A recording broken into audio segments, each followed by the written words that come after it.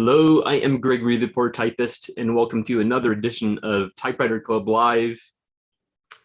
So it was recently April Fool's Day, not one of my favorite holidays. You'll find out why in just a moment. Well, maybe not just a moment, but at some point during this, you'll find out why, because I did the typing prompt. The typing prompt was, we're back to the first lines. So the first line for this one was, well, that was foolish. So hopefully people had fun with that. Yeah, we'll see how these first lines go again. I like to change things up. So we do have a few people waiting in the waiting room. So let's let them in. Yes. How do you feel about April Fool's Day? Do you get fooled? I sure do. Oh man. And a couple people got me really good this year, so that's going to be interesting. Yeah. Hi, Carlos. How are you? Morning. How's it going? Very good. And you? Good. Just having my morning coffee. Excellent. Excellent. Very good. First of all, how's my video? Because I recently upgraded the my internet. Looks good? Excellent. Good. Yeah. Awesome. Awesome. Because I noticed 2 weeks ago, I was watching the video back and it was horrendous. And then so I went to speedtest.net and tested my internet, and I found out why, because it was a horrible, horrible internet connection. Our internet just kept getting worse and worse and worse. So I was like, you know what? They installed the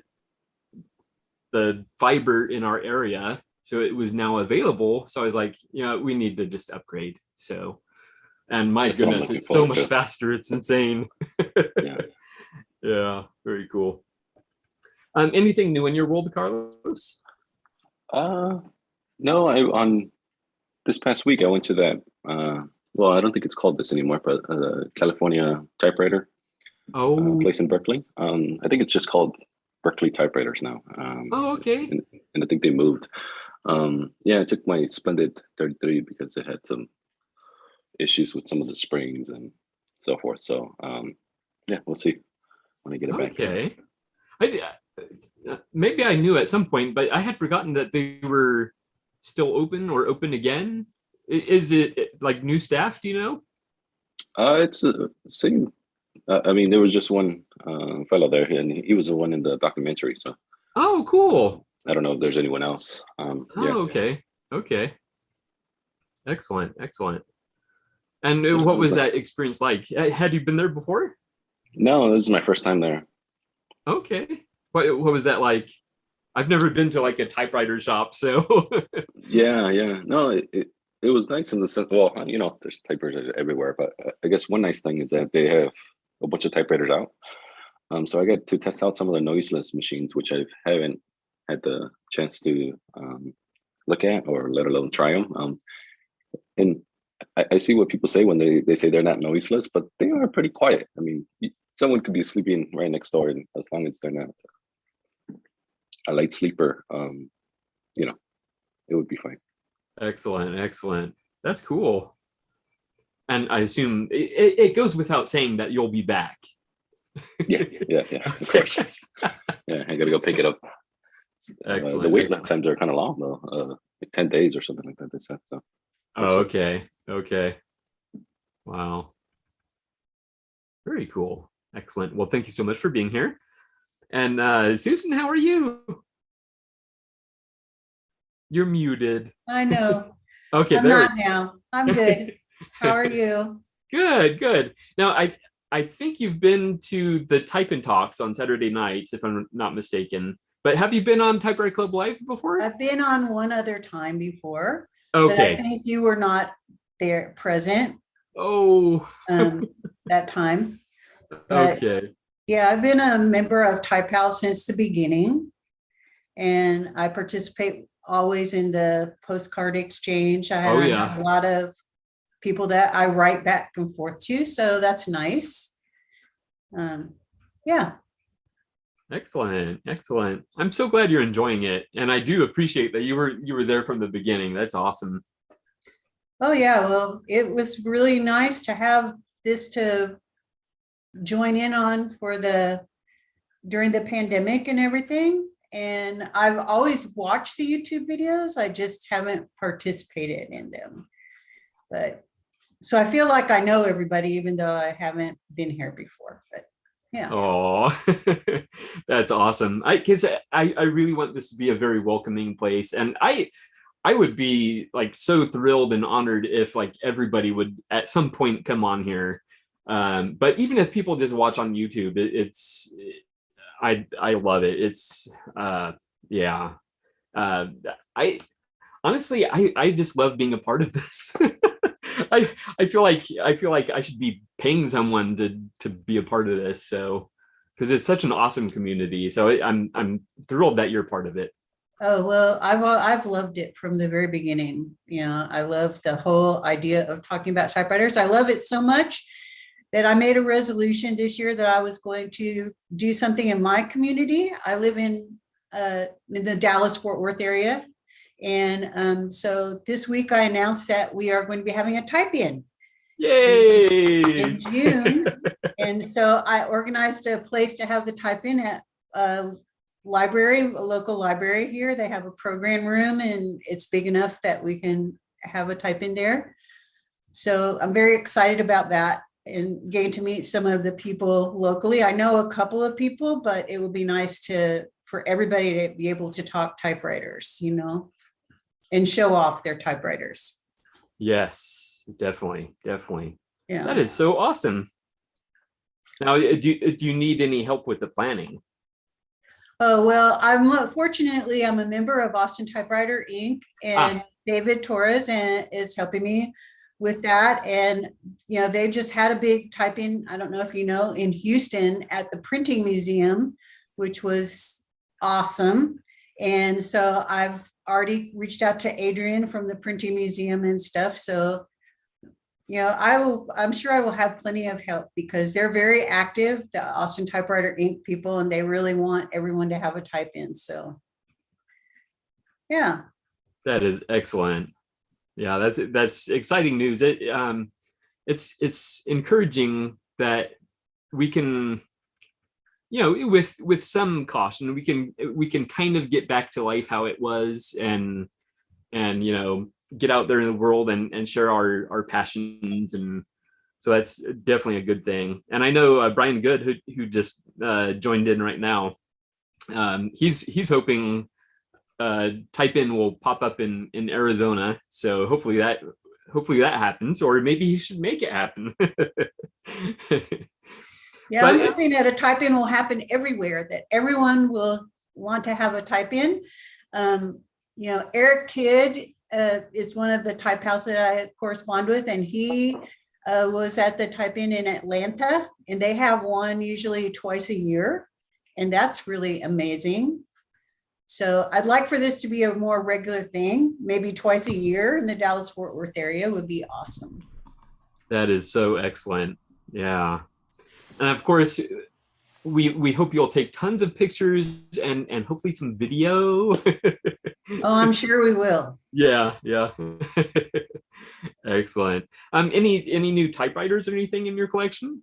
Well, actually, yes, last week I've got a Hermes Rocket. And I didn't have one in my collection. My favorite typewriters are mid-century typewriters, and I love Hermes and Olympias. So I got a Hermes Rocket, and I also got an Olympia SM3, another one. I have 3 now, but this one has just a regular pica typeface, and I didn't have that typeface, and it's a different color. It's the dark green. It's a 1957. And I found an amazing Toledo wood top typewriter table. And I'm just in love with it. And it has green legs, which matches the green Olympia typewriter. So oh, wow. That's excellent. Yeah. Very cool. Yeah, those are some great pickups there. So very cool. Yeah, sometimes you just look out, all of a sudden you have 2 new typewriters, and then you can go a long time and have 0, and then suddenly another slew comes along. So yes. And dare I ask how many typewriters you have? I have about 30 typewriters. Okay. I started collecting in 2017. My first typewriter, I found it in a estate sale for $7.50. It was an Underwood Universal Quiet Tab, and it was a mess. But I was taking some FMLA to care for my dad, who had just been diagnosed with a rare form of lymphoma. And I didn't have anything to do at his house. So except just clean, and it was only him and me, and how dirty was it going to get? He wasn't going anywhere. So I started working on a typewriter. I don't repair though, really. My thing is I will get them and I will clean them up a little bit and make them work. But if I really love them, then I send them off to somebody to actually change the platen and make them perfect, because I'm so afraid I'm going to break something. Last week, I did remove the body spacers and install new ones on my new Olympia SM3, and that is about as far as we go with repair. Yeah, I'm right there with you, and I think if I remember correctly, we had the special episode of Ask Theodore Monk, which was also the very recent podcast episode. And I believe you had submitted a question, and you were suggesting that you're not really into the repairs of. That is correct. Yeah, and I'm totally there with you. So, excellent. Mm-hmm. Yeah. But thank you so much for being here. Well, thank you for having us. Of course. All right, Sean, how are you? I'm good. Have you talked to Carlos first? Yeah, he was first in. Okay, good. Just making sure. Yeah, no, good. Thank you. Yeah. A happy Sunday, everybody. Your internet looks like it works, Gregory. Hey. You got high-speed fiber like you're in the 21st century now, or what? Or something, yeah. Or something. It feels like it. Oh, good. Excellent. Yeah, no. Yeah, all good here. Missed last week. I always get all excited, grab my coffee, come downstairs, turn the computer, get all the lights, pick the typewriter, and then nothing happens for like 3 or 4 minutes, and I'm like, I better check my email. And then there was an email, no type files. And I'm like, oh man. Yeah. And I get out of walking the dog, I get out of laundry, I get out of making breakfast. So I sat down here in silence for like 45 minutes before my wife finally came down and says, "Where's your typewriter thing?" And I said, "Oh, it's not happening." She's like, "Well, you better get the laundry started." I'm like, "Oh, damn it." So I'm glad we're back on. I'm glad we're back on this morning. Actually, I do the laundry anyway in between here. So yeah, no, it's good. I don't have, it's upstairs. I'll go grab it in a bit. But I ended up getting a Royal Fleetwood from 1970, the wood paneled version, but no radio. Okay. I really wanted the radio, but I couldn't find one. But this one came out of Canada, out of the East Coast. And I'm not into 1970s typewriters at all. But you just, how can you not go for fake wood paneling? It's like a wood panel Kleenex box. Exactly, yeah. Except the type bars come out instead of Kleenex. Yeah, it's great. Yeah. It's a very, I'll bring it down a little later. It's very cool. Like, I just think it's a silver Seiko, which I've never had a silver Seiko before, sort of the competitor to Brother. Yeah. And like super snappy and fun to type on. So have orange accents, is that what I remember? No, the knobs are red, and that's pretty much the only other color. Okay. It's all black with those red knobs on the side, and then the wood paneled Kleenex box on the top. Nice. Yeah. And other than that, it's fixing typewriters, doing a repair on an Underwood right now for a friend of mine up in Northeast Calgary, who he stripped like it's an Underwood. I think just like Susan said, not the crinkle version, but the smooth paint dual tone Underwood Quiet Tab, Golden Quiet Tab Deluxe.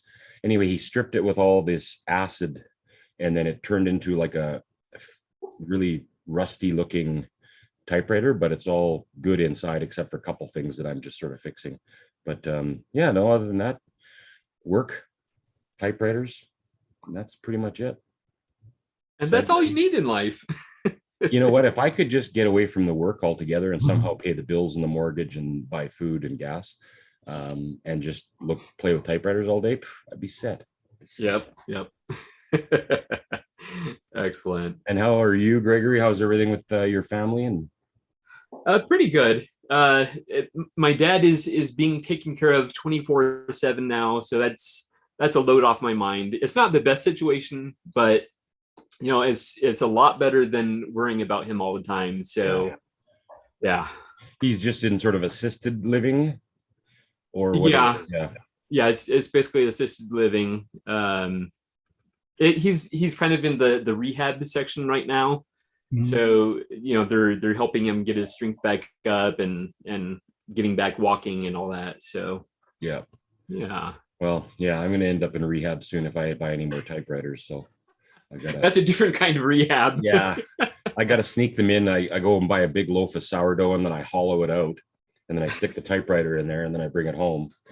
And it worked for the first couple times, and then Carol wonders why I bring all this bread to the basement and she never sees it again. So I can't do that anymore. I got to find a new way to get typewriters into the house. You need to have a lot of pigeons to cover it up.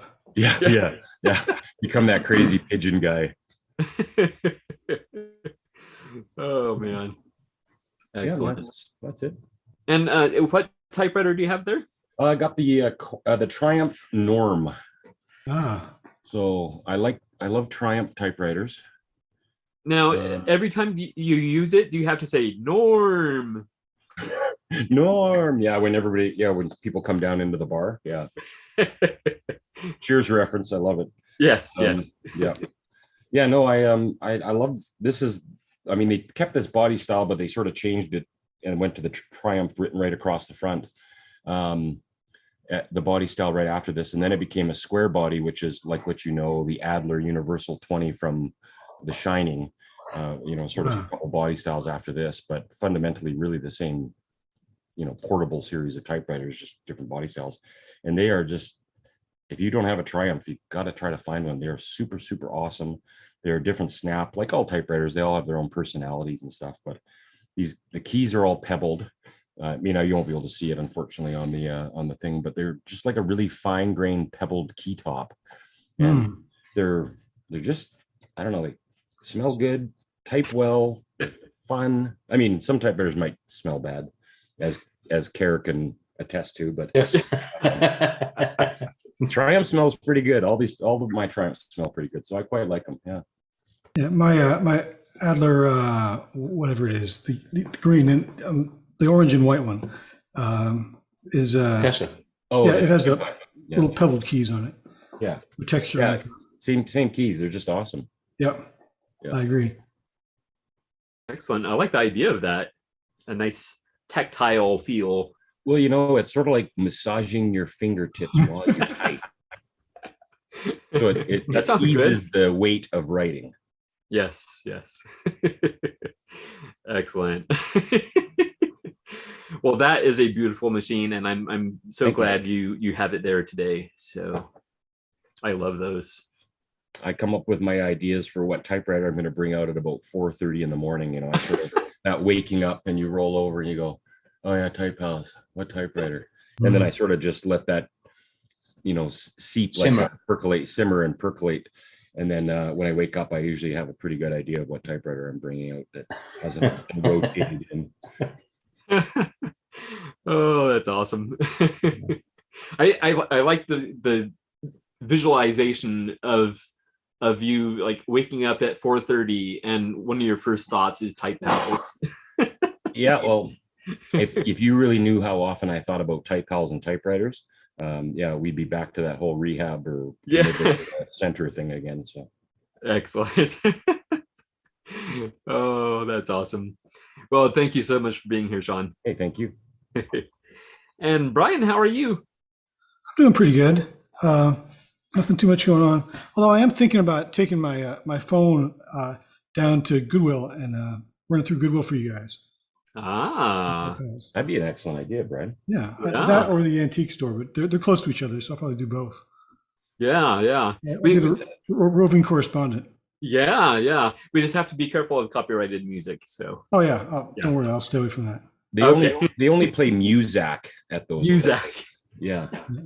Well, I'll just mute it if it's getting really obnoxious. Okay. Who was it that did that last time? That was Larry, wasn't it? Oh yeah. Yep, it was Larry, but I think he struck out, right? Yeah, I'll probably strike out too. I'll go to the antique store. They're likely to have something, even if I don't want to buy it. Yeah. Yeah. Well, the problem is, Brian, somebody else on Type Pals might see it and like it and say, "Hey, can you buy that?" And then you'll feel obligated. And Yeah. a lot of stress. A good time to go there is during the week. During the weekends, it's really busy, but yeah. So anything good's probably gone already. But I'll swing by anyways. That'd be fun. Sure. Yeah, that'd be fun. All right. Excellent. And how is Koa?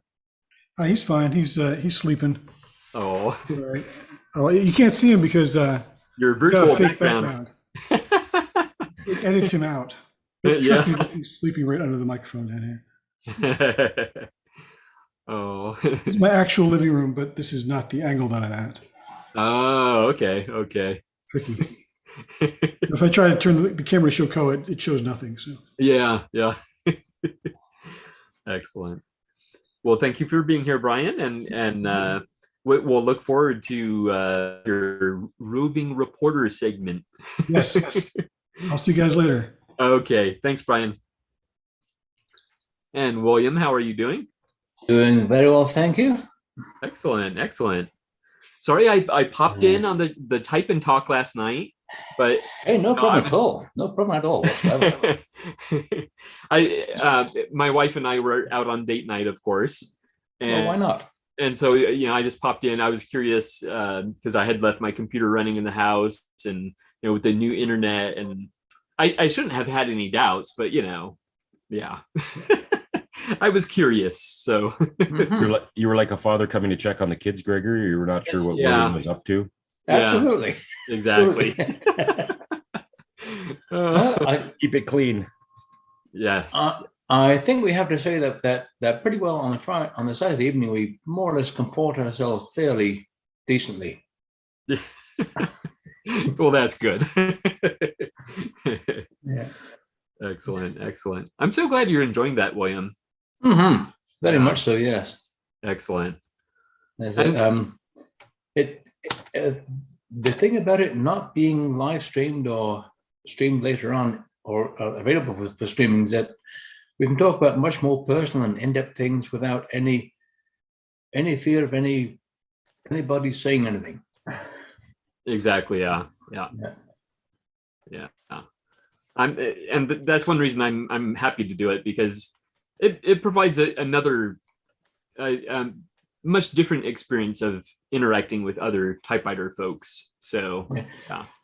The way I describe it is it's a bit like the unplugged, up close and personal episodes that they used to have on MTV back in the 80s. Yeah. I don't know how many people remember those. Oh yeah. Yeah.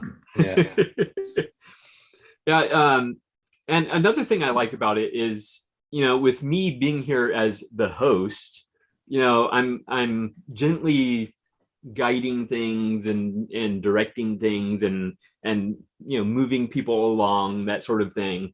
So I like the idea that you guys can just get your own flow going and not be controlled. I try not to control people, but we have a meeting to run, so I'm glad you guys have that sort of freedom. Yeah. Well, at least we don't have to follow Robert's rules in this meeting. Yeah, exactly. Yes, that would not be fun. Definitely. Anything new in your world? Typewriter related, not really. Still working on building my shells. Got some parts painted now. I was a pretty busy puppy yesterday. Our church has acquired the lot that the old town hall used to be on, town office buildings, which was since been demolished. And there was a whole bunch of trees around there, dead and decaying. So they also had to be cut down and cut up. And there was 4 of us. I brought 4 chainsaws. All 4 chainsaws were being used. My biggest one being a 65cc with a 26-inch guide bar. There were some trees where we used all that guide bar. Wow. Yeah. My left arm was pretty tired at the end of the day after having held that saw up and hooked it around. And yeah, and then at one point in one of the trees, I'll just bring up a picture here on my phone. There was a hole. There was a hole in the tree, and when the tree was coming down, we noticed a squirrel jumping out of the tree and definitely on the branches and trying to get away, and then jumping into the next tree. Well, down in the hollow, wasn't there? Oh. Little baby squirrel. Well, three of them. And so what we did was to tuck them into the pile of cut wood to give them some shelter. And of course, they were squeaking away. And when we left, one of the other fellows came back a while later. He said that he saw the mama squirrel go down in the wood pile, pick up a baby, and carry it back up into a tree. So hopefully they all survived. Yeah. Yeah. Well, that's good. Yeah. So, sorry, go ahead. I do love squirrels. Our whole neighborhood here, we have tons and tons of oak trees. So of course we have tons and tons of squirrels. And my wife and I absolutely love them. But it's like all of our other family members complain about the squirrels, and it's like, who doesn't like a squirrel? The next question is, are they red, black, or gray squirrels? I would say gray. Yeah, those are the invasive species. The black squirrels are native to North America. The red squirrels are native to England, but the gray squirrels were imported from, I think, somewhere in Europe, and are a much more aggressive squirrel. Yeah. Yeah. But you know what? I love them. Yeah.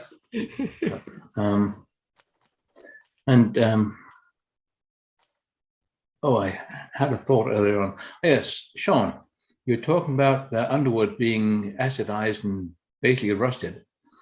There is a fella up in Cochrane, can't think of his name right now, but his business is Broken Tine Custom Works. He does hydrographing. Is that the dunking, dipping thing? Yes. Yeah. I think I've shown you my hydrographed Smith Corner clipper that I had done in the woodland camouflage. Yes, you did. Yeah, that's right. Yes. The real tree or whatever. Yeah. Yes. He did that one. And yeah, so okay. If the bodywork is that badly damaged, it might not be a bad idea to get a hold of him. Yeah. Christian Bodner. Yeah, no, I don't. I mean, I have a lot of badly damaged typewriters, but I like them for that character, so I generally don't do anything with the bodies, as long as the internals work good. But yeah, this guy that I'm fixing this typewriter for, he wanted to do something different, and so he acid. I mean, I can't remember what acid it was, but it's one of the acids that you use to make meth. And no, I don't make meth. I just read about it once. Yeah. But anyway, yeah, he did muriatic acid or something like that. Anyway, yeah, it just crinkled the paint, turned it all into a rusty looking. Okay, hold tight. My phone's ringing. Oh, I thought it was like a ray gun or something. It sounded like a ray gun. Excellent. And Bill, how are you doing? I'm hanging in there. Bill Guthrie. Woo, woo, yeah, good morning. Woo. How's everyone else? Good. Yeah. Is there anything new in your world? No, nothing new for me. Except for, trying to get over the whole baby squirrel debacle. I'm sure it'll be okay, but I'm a little worried about those guys. And yeah. Me too. Definitely. Yeah, no, I've got nothing new to report at this time. Just thought I'd check in and see how people are doing. Yes, and we appreciate it, and we definitely miss you when you're not here. So yeah, it's been a little while. Bill, when you're here, it makes everybody feel better. So just by being here, you actually improve the whole mood. So be here more often. Yeah, it's called the what is Real it? life. I'm the least common denominator, whatever. Yeah. Everybody's plot on the average curve goes up when I enter the equation. Oh, Bill, no, that's not what we meant. You turned that around. Now I feel bad for saying that. Yeah, no, you're a high class member, and you bring all of us low class members up, and that's just me and William. All right then. Thanks, Sean. Sorry, William. I'll pay you back later some other way. I needed to use you. Oh, you can buy me a large 2 cream at Tim's when we get together for a tight meet up in Calgary.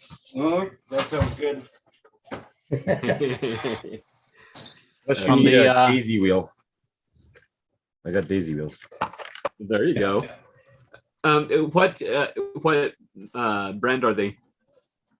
Oh, 2 Olivettis. William sent me a post from Kijiji, which is a buy and sell last week, and it just was a box of random stuff that a lady had cleaned out. And William had said, "Well, I can't get up there, but maybe you're interested." And it was, $45 she had posted it. Anyway, it came with a bunch of just empty plastic spools, nothing really great. A couple of metal spools, like a nice finished spool here that has no paint on it. But then it had a bunch of these type wheels.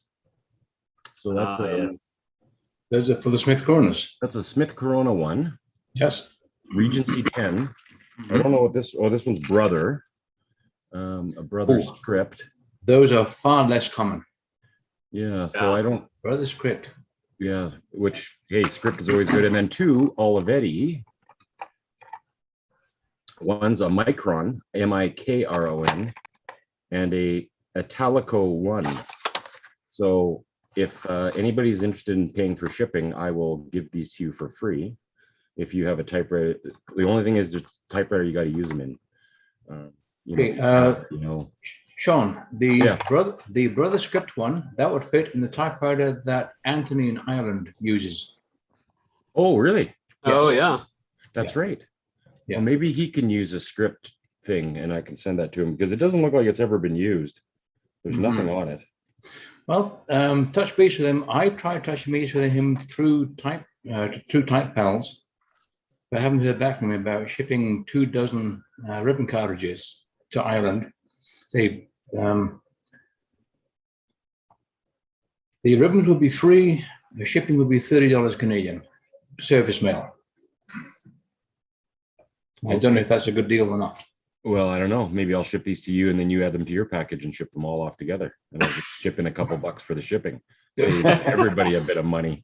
Well, tuck those in the box. It wouldn't make any difference. Yeah, that's true.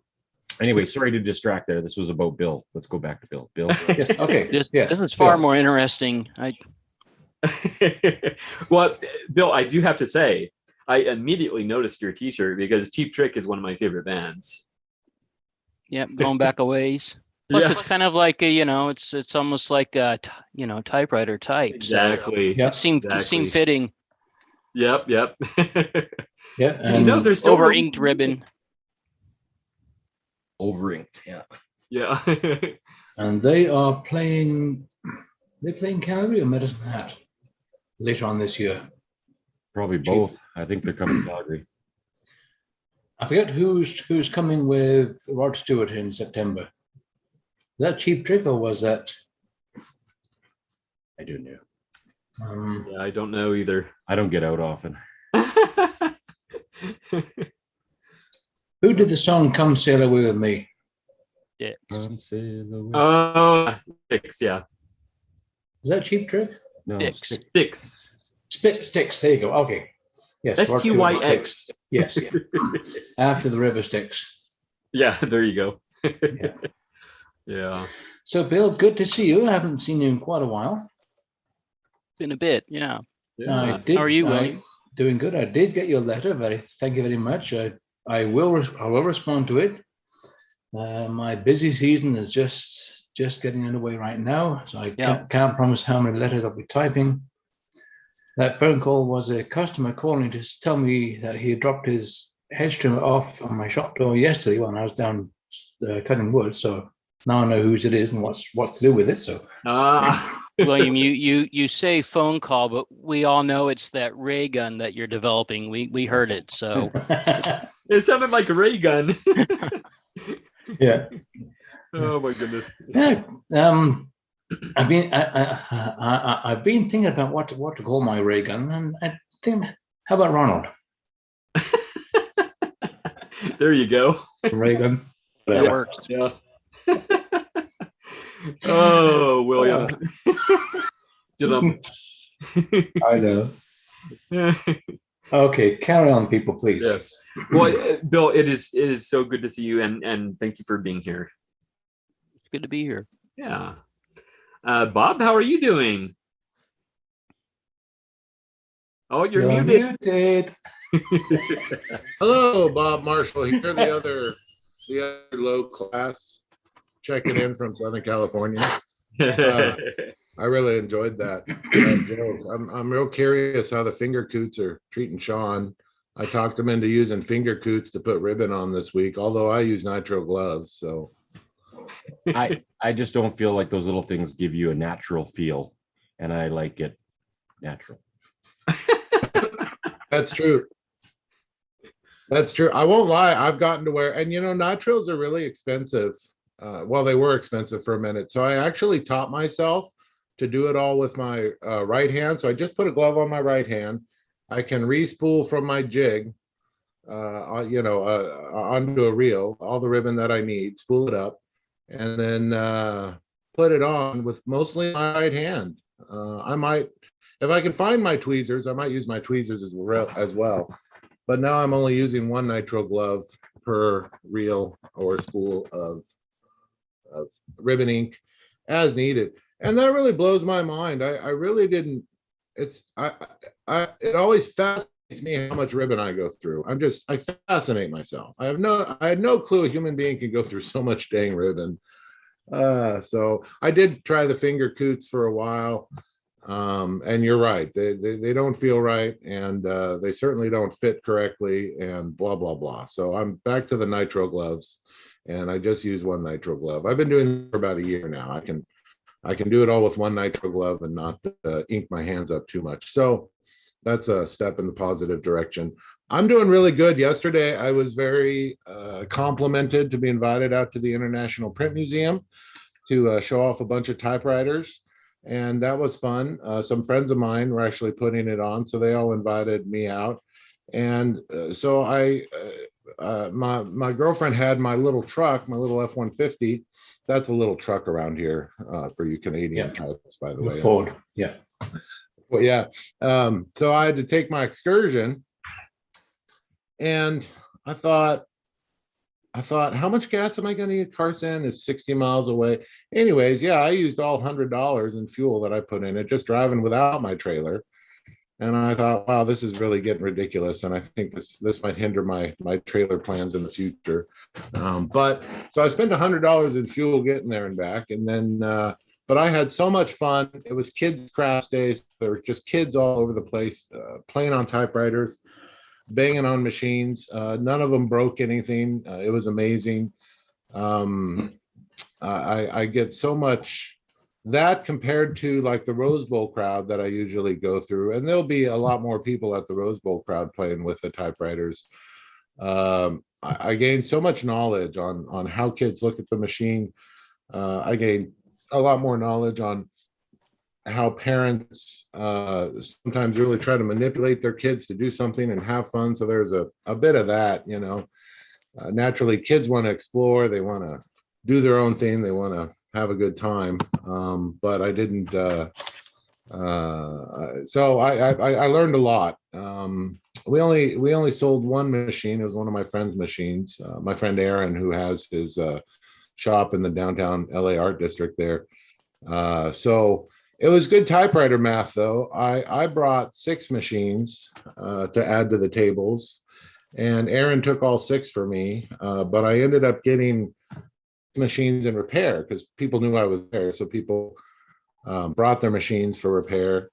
And so that's good typewriter math. A lot of times I go to sell machines and I'll take 12 machines, but then I come home with 16. It's not, and I've still sold a few. So this worked really well. I like it when I can take home as many machines as I took with me, and I don't end up with too many extra machines. So that was really exciting. This Thursday, I'm parking under the library, like I mentioned a few weeks ago.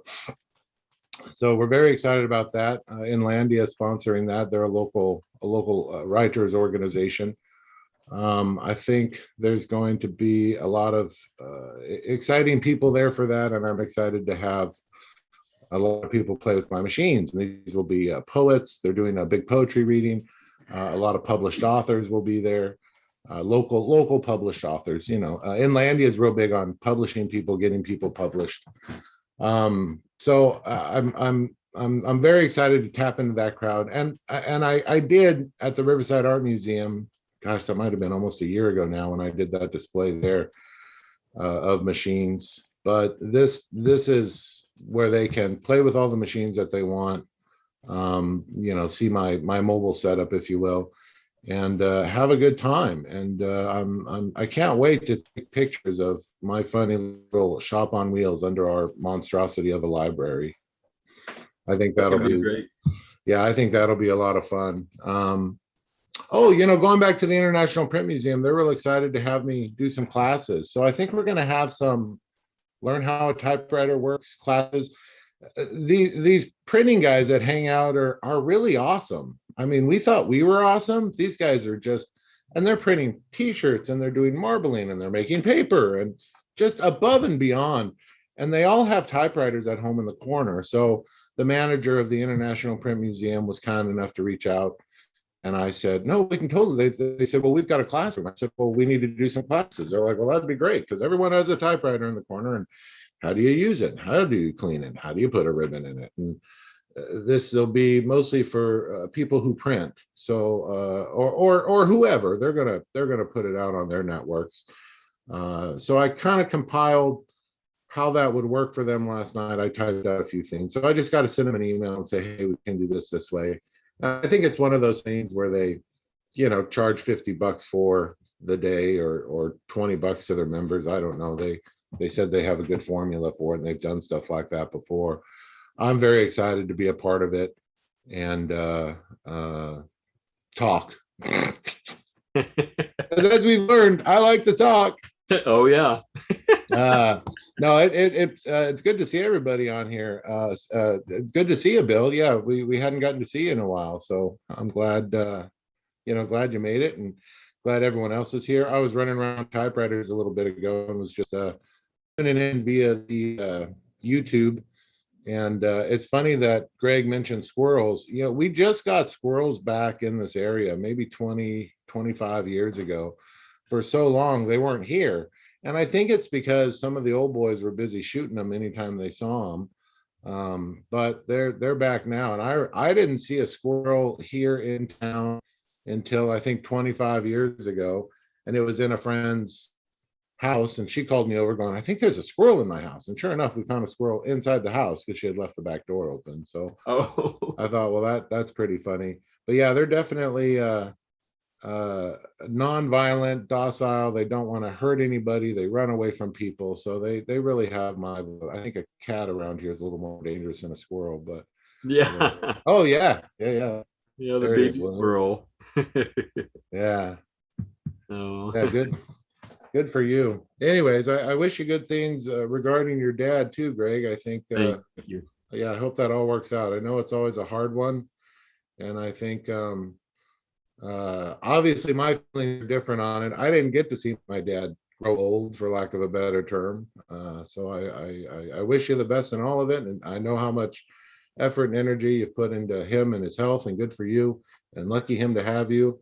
I know he's got your brothers as well, I'm sure, but yeah, enjoy every minute of it as you can, right? So exactly, yeah. Life will always find a way to go on. So yep.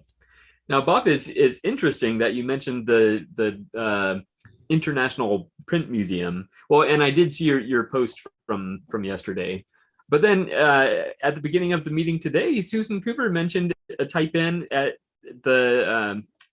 printing museum there in Texas. So apparently it's a popular thing in printing museums to have type-ins. Yeah, Susan. Oh, there she is. Yeah, yeah. No, she I agree, because it's really where the creativity, and printers are terribly creative regardless. They make such neat stuff. I mean, these people were making shirts, and they had dies for making all. One guy was printing out the Declaration of Independence. I mean, how do you make a negative? It's amazing. Totally blows my mind, the effort and energy they put into it. So I'm real excited to just remind them, I guess, that you can take it from your brain to the printer box, aka typewriter, and you don't have to get going to all the metal things. So I think well, the typesets, as it were. You're right. So I think it'll be a big success. It is a bit far away from me, it's 60 miles, but I reckon I'll just ride a motorcycle anytime I can and be okay with it. So. Yeah. How's I think is your event yesterday? Is Susan's?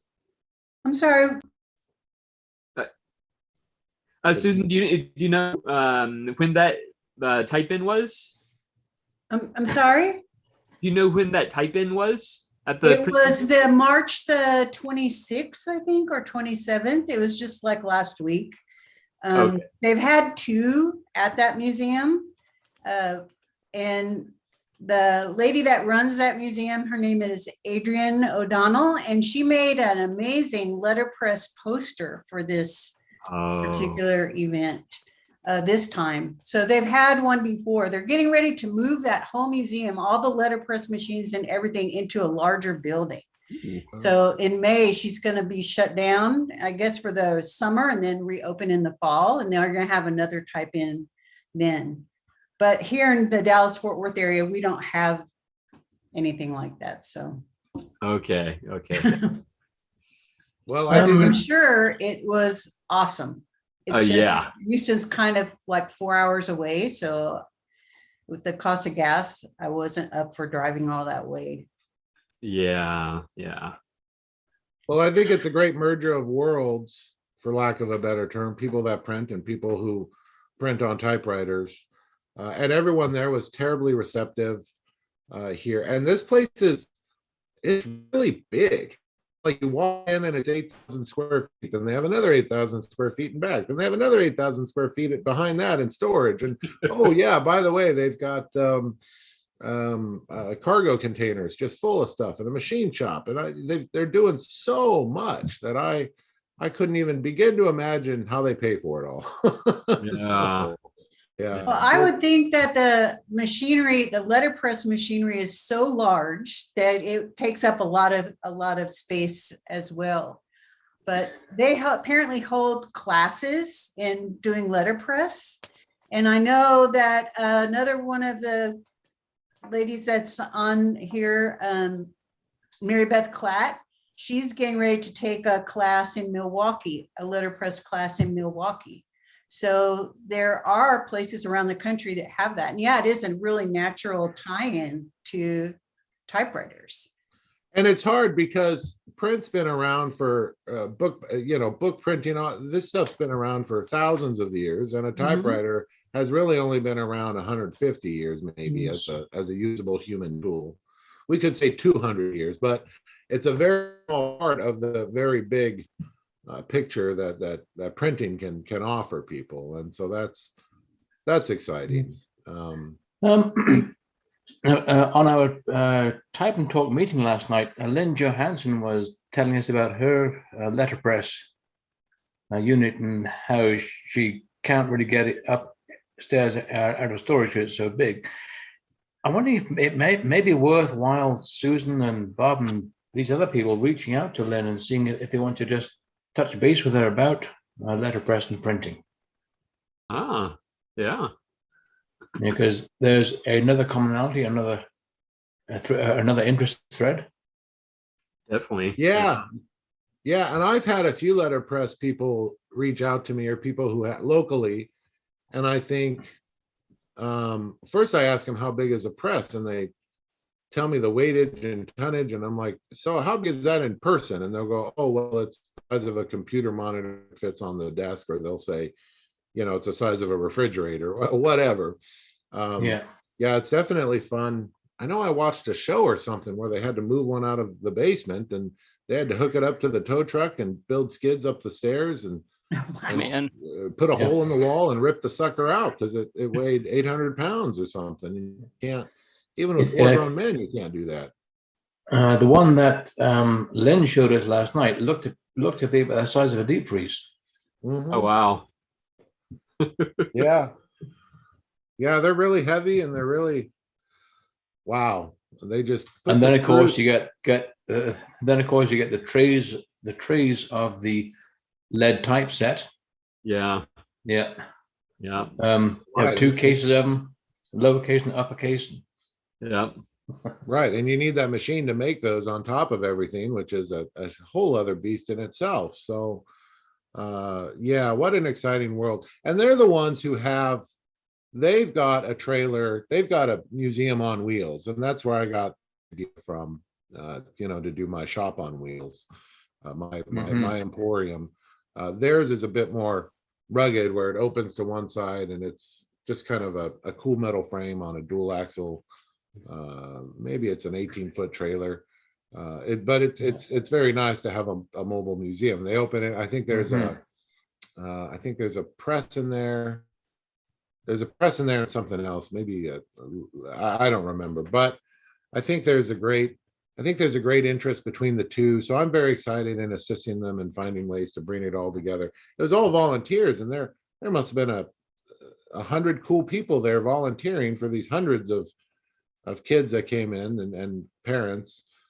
So I think it's a really neat organization, and I think they're doing good things. And the big boss was a real nice guy, and the manager, she was real nice. So I'm excited to see how we put the small history of typewriters into something like a print museum. But they've got a classroom, and I think it'd be great to just do everything that I wrote out for the class would be like, this is how to get an old typewriter working. This is how you clean the platen. This is how this is where you put the alcohol, and this is where you may or may not put the oil. So and this is how to change a ribbon. I mean, that would be the idea. They all have old typewriters in the corners that used to work. So I think, excuse me, I think it'll be a learning curve, that's for sure. What do people really want to know? The problem is a lot of people who have come to me and said, hey, do you do classes? It's classes on how to repair typewriters. And I don't know how to convey the emotion and passion I put into playing music, just like I don't know how to convey the passion and emotion I put into repairing typewriters. So it's because A doesn't equal B. William's over there listening to me going, yeah, that makes sense. How do you? But Bob, I would liken that to someone asked you to put an evening class on how to repair your car. Yeah. Well, you can do an evening class on basic car maintenance, but when it comes to repair, the biggest thing I see is that 85% of mechanicking is diagnostics. Yeah. Until you know what's wrong, you can't get in and fix it. Yeah. And if you want to get in and fix it, you need to know what to fix and how to fix it. What tools you need, what equipment, what parts. Right. Yeah. Yeah. But you need to know why it broke too. I've run into that a lot in typewriters where something's broken and you think, oh, somebody broke this. I replaced an escapement wheel the other day, a Star and Paul wheel on a Royal, and I thought, well, obviously the carriage had been whacked and that's why it broke. No, that wasn't. It's because the entire ratchet over gear was way out of whack, and I put it back in and it still didn't work, and it was ready to break again. So thank God I caught it. But it's that simple ideology of the way I always state it to people too. I like the 85%, William, but I tell people in my job, taking care of all these skyscrapers we have in downtown Riverside. My department's called facilities management, not facilities, you broke it, we fix it, you know? So Yes. it's all about management and how to manage repair and how to manage, and it may not be the repair. You got a big hole in the roof and all the rain's coming in. We're not going to jump up on the roof and repair it right now. We're going to put a bucket under it. That's how we're going to manage it, right? We'll wait till the morning and fix it then, whatever. Yeah. Excellent. So these are all good things. I hope in the future I could do a very in-depth, maybe 3-day, maybe 1-week course on how to get into typewriters, how to get other people into typewriters, what the typewriter business looks like. Maybe it's buy and sell, maybe it's fix. Although if you have a shop, you know, you're gonna, if you have a buy and sell, everybody and their mother is gonna ask you to fix their machines, because these days that's where, for lack of a better term, the business is. People want their machines fixed. They don't want to buy machines. For every one person who wants to buy a machine, 10 people want to get one fixed. So yeah. Yeah, they're definitely picking up these machines very cheaply somewhere, you know, like in a estate sale or something, and then they just want to get it fixed, or maybe they had it in their closet for decades and they suddenly want to get it fixed. So yeah, definitely. Yeah, there's a lot of that. There's a lot of, this was my grandmother's, or I just did several large machines for a customer, and they had bought in this old house that they fell in love with, and they fell in love with the story of the previous owners. They go down in the basement, there are these monster, there's a number 5 and a Royal 10, and they brought them to me, and I just said, I can get them working. Luckily, I can get them working. They were put away working, but they're not going to be as pretty. Yeah, but they belong to the previous owner. So what does it take to get them going? Okay, we're in. Now we're talking. You know, so they're you never know what people are. Never know what people are going to bring me. Exactly. And there's a lot of Provence and a lot of history to every machine, and that's what people are interested in getting going again. So yeah, pretty cool. Bob, you're talking about replacing a star wheel on a Royal. I'm thinking, oh, that's good, and going to send it out. Then you catch more wrong. With my experience with being a heavy-duty mechanic, especially in the agricultural field, and being a small square baler specialist, when a small square baler comes in, it keeps breaking shear pins in the knotter drive. Why does it keep breaking shear pins in the knotter drive? Well, you can replace a shear pin, send it back out, it'll come back a day later with another broken shear pin. So you got to figure out why has it broken, and then you go through all the settings or the timings, and you find that timing A was out, therefore time B, C, and D were not set correctly. So you get those set, then timing D, then that falls into place. Okay, now you go over onto the knotter drive. Is the knotter itself in time with the plunger head? Yeah. Right, where the next maybe the farmer or maybe the non-mechanical person, their answer would be, I need to get a stainless steel marine grade shear pin or something, you know, just to really mess everything else up. No, you're absolutely right. I like that. Why? And yeah, that's a question we always get to answer as mechanical people, and that would be very hard to relate to people. Some people really have it set in their minds that they're not mechanical at all, and they don't want to go near it, and good for them. Maybe they've broken a few things. I think it's people like us mechanical types who have broken a few things but still keep going, you know. yeah.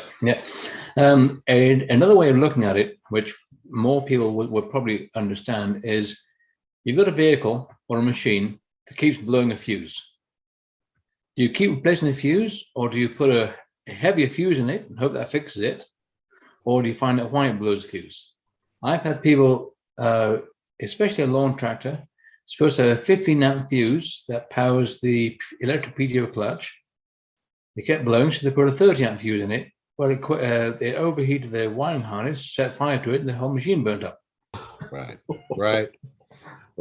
Although I've been one to think, well, let me try a 20 amp fuse just in case I'm getting a spike. Okay, that blew, I'm done. I have to figure out what's going on. Right? Yeah, no, that's a real hard one. Fuses are better than a 22 bullet, I reckon. Excellent. Well, thank you so much for being here, Bob. Oh, thanks for having me, guys. I always enjoy our stories. Thanks for letting me share everything. You know. Yeah, excellent. All right, Diane, how are you doing? I'm doing fine. And yes, Bob, I just ordered some stuff from you. Do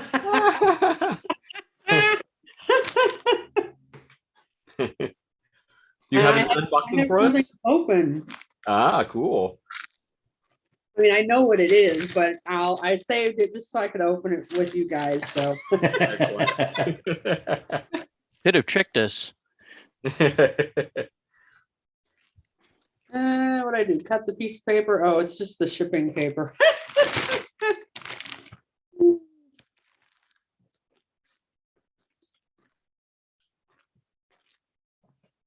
All right, what do you have for us? Or for yourself, I guess. Yeah. Ooh, I have my T-shirt. Ooh, nice. Olympia SG1. Ah, It was for the typing contest. Oh, cool. I think it'll fit. Excellent. So yeah, there was I could go on either one of two sites, and I thought, well, that'd be cool to have that. So yeah, that came in yesterday's mail, I think, or Very Friday's cool. mail, one of the two. Anyway. And you saved it for us. And I saved it just for you guys. Yeah. That's very kind. I know you were anxious to open it. Yeah, well, I tried to have some patience, so that's all right. If it was an actual typewriter, that would have been another story.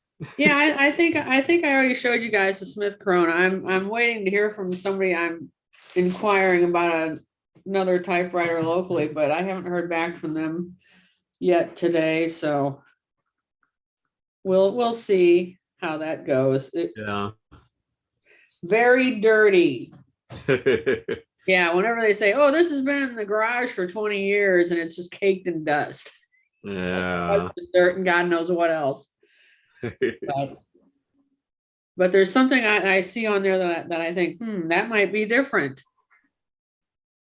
Well, it might be something different than what I have. Let me qualify that. So Excellent. And anything else new in your world? No, not really. I think I've like I said, I think I showed you the Smith Corona Silent I had a few weeks ago. Yeah. I have a new problem that I've noticed here recently with the ribbons, and it kind of corresponds to something that I've encountered in fountain pens. I forgot what I have in what color is in the fountain pen. Well, what color is in the typewriter? Because I've gotten, these colored, here we have brown and black, blue, purple, brown.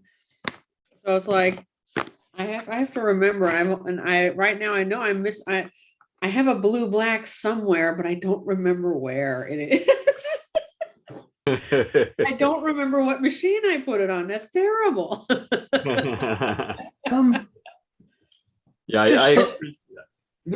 are really hard to see and find. Blue and black is a really hard color. It's okay, Diane. Yeah, I know. And like I said, it's like I looked at that and black purple is the same way. It's like, okay, I might be able to see the demarcation line, but that's not always the case. But no, it's just something I thought, I've done this with fountain pens too. So with the last one, I actually tried the last one. It was a green brown, or it was brown on top, green on bottom. Anyway, and so on the box, before I did anything, I took a pencil and I wrote which typewriter it was on. Now, who remembers back in the days, the old 35mm cameras? You tear the top of the box off and tuck it into the holder on the back of the film doll, or whatever you call it. Yep. If a person were to just take a small piece of index card and just write ribbon color on this typewriter, and then just type a very short sample and just tuck that into the typewriter itself. Yeah. Just a thought. Yeah. definitely. I like that idea. Or take one of those small shipping tags, the brown tag with the reinforcement on it, and tie that to the handle with a piece of string. Just say loaded with green over brown, or loaded with blue over black. Yeah, yeah. I'm real glad you mentioned that, William, because I've been really trying hard lately to design a card that I can attach to the customer's machines. Because right now I use white tags. I know if the machine's mine and for sale, it's on a brown tag. If it's a customer's white tag, so they all pop at me, right? That way, I never mix machines. Of course, keeping machines organized has been a little harder than I thought it would be, but it's all good. In the guitar and amp world, all amplifiers are very different sizes, so they're very different. They're very easy to pick out in a pile. Typewriters not so much, but I've been thinking that would be really neat if when the customer brought me the machine, I had a very sophisticated tag, maybe the size of a business card. I could print out on a Brothers P-Touch the customer's name, what machine it is, but what other information does the customer need? So maybe I leave half a blank space, half a card where they can write, this one has black and white ribbon, or whatever. This is this is the green one that I really like, or whatever they may write on the side of the card. So I think it's great information. We're always busy keeping track of our machines in our database, and boy, the ribbon was just not something I ever thought to do. So I'm going to look into finding a good way to organize that and do that. I think that's wonderful. Thanks for sharing that. Yeah, and it just crossed my mind just now, but those little stickers that you use in photo albums, where you can hold the picture in the photo album and yet still take it out. The corners. Yeah, you could do something similar to the typewriter, just a little one, and do, I don't know, on the back of the typewriter or the ribbon cover or something, and you could slip your little card in there and have the just a brief typing sample, and just an idea just came to me just so. The problem I see with that is when you have machines with no case. So the thing on a label that you tie to it might be a better option, or oh yeah, I want to put this on a Corona 3. Oh gee. Yeah, that's true. That's true. Like I said, it just popped in my mind. So no, that's all right. I didn't know if anybody else had come across that, since we've got people selling multiple colors of ribbons, and of course you gotta have fun. You gotta have some fun and play with different colors of ribbons. Yeah. Although I've learned people really like the black and red. If someone's buying a machine, they want black and red ribbon in it. That's just how it works. Because that's classical. Yeah, it is. Yeah. Classic. Yeah, Classic but painting. who really uses the red? Who really uses the red? Not me. I've tried to make a policy of using the red, mostly for writing the date at the top of my letters. Yeah. And there is one thing that I try and make a routine habit of. If I'm going to switch from the darker color to a lighter color, clean the type slug before I type the lighter color. Otherwise, you leave black letters on the lighter color. Yeah, that's a hard one too. It's handy on Facebook when you welcome somebody to a group sometimes to put red or put red alternating with black for different names so their name stands out. I kind of like doing that sometimes. I don't always do it, but sometimes it seems to work. Yeah. True. Where are we headed, Gregory? So Brian Good is our remote reporter, and it looks like he's walking through. I assume this is an antique shop, because there's no Goodwill. There's no Goodwill on earth that looks like this.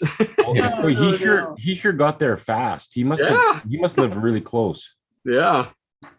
This reminds me of a place in Ohio that I've been to. It has signs like that up at the ceiling. I don't know if it's the same one or not. Yeah. I don't know where Brian is. In Arizona. Well, I hope he stops at the typewriter so that we can buy them. Well, he's looking for some. Talking about Hey, Diane, talking about cleaning this type stuff between ribbons. This is what I use. Let me add you to the screen here. You're not on the screen. Let's see. oh yes, I like that stuff for all Yeah. kinds There of we go. sticking everything to everything. Yep. Yep. And this even has a picture of a typewriter on it. Huh. Yeah. Wait, when you saw that antique store in Ohio, was that near Findlay by any chance? It was near Mason. Oh, okay, I don't know. I'm from Findlay, that's what I wonder. Oh, okay. No, it was near Mason, which is near Okay. Cincinnati. Oh, okay. I was with Lee Whitaker. Oh yeah, yeah.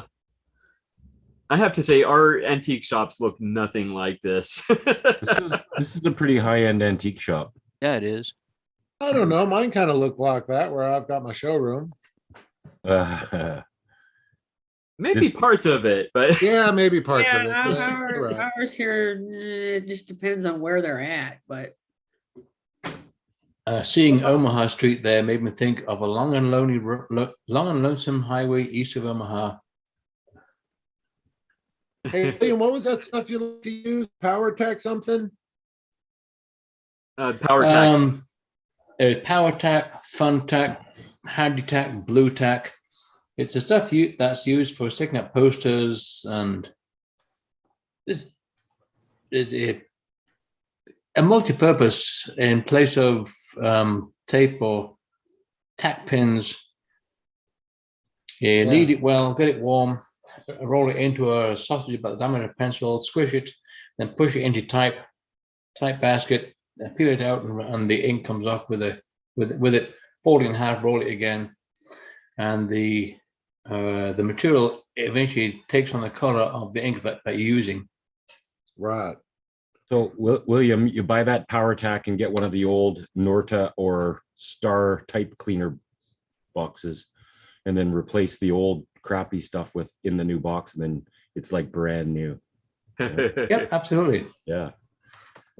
What was that song that you just quoted? The East of Omaha. It's like driving me crazy now. I want to try to do that. I think I know that song, but I don't remember if I've ever played that. On a long and lonesome highway east of Omaha, you can listen to the engine moaning out its one-note song. You know the word? I mean the title. You remember? Turn the Page by Bob Seger. Oh yes. I do a couple of his, but his are hard. I can't do the real hard stuff. I'm looking at it. I like that sign. If you don't buy it today, it may be gone tomorrow.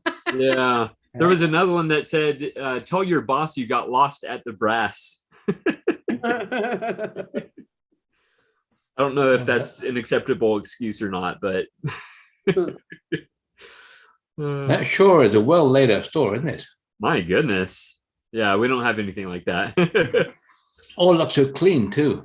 That's what I was noticing. It's they must have like some kind of display requirements or something. I'm used to, places that just are like every nook and cranny is filled with something. Yeah. Dark and dingy. Now this section here does look like the Mission Galleria, which is where Bob's space is. This is much more like that now. They just didn't have all those glass cases. Yeah. No typewriters yet? I was just going to say, say what you will about this place, but I'm not seeing a lot of typewriters. So. Yeah. There's plenty of mugs. Mugs galore. Yeah.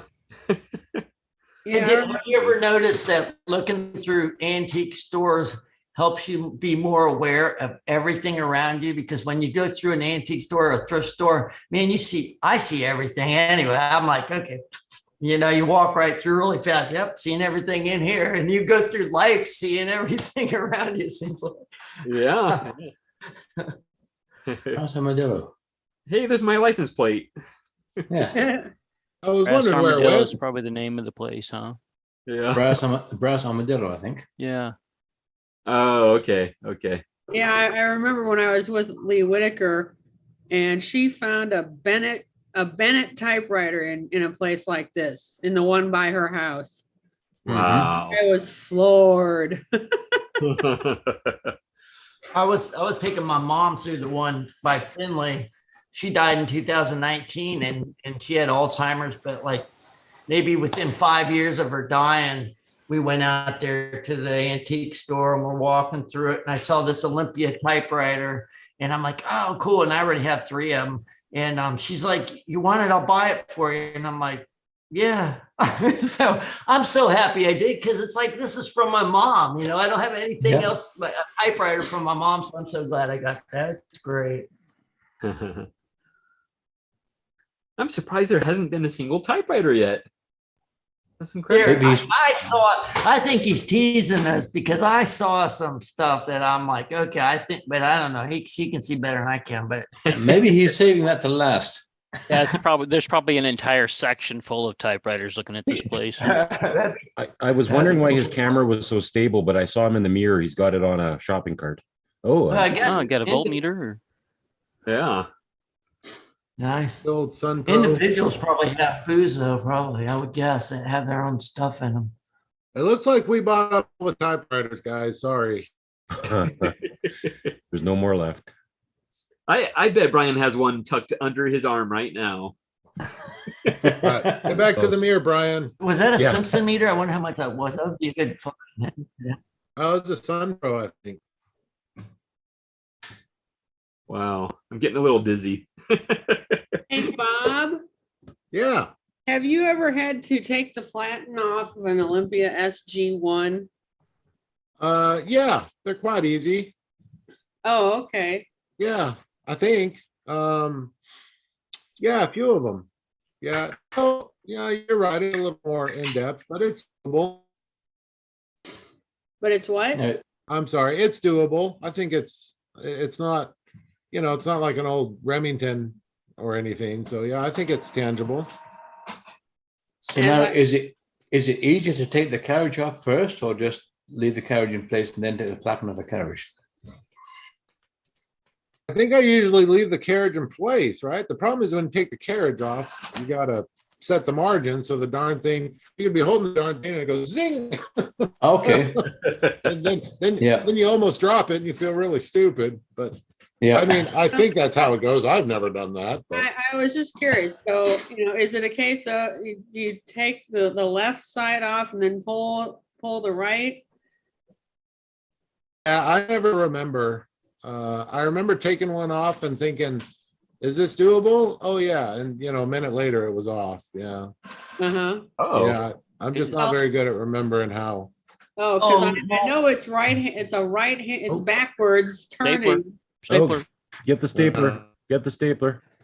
Cool. Multiple staplers. Go for the bowling pin. There was one case at the bottom. What was that? I think those are briefcases. Yeah, but wasn't there a curved one too? That's what was. Brian, are those real locomotive plates, or are they reproductions? It'd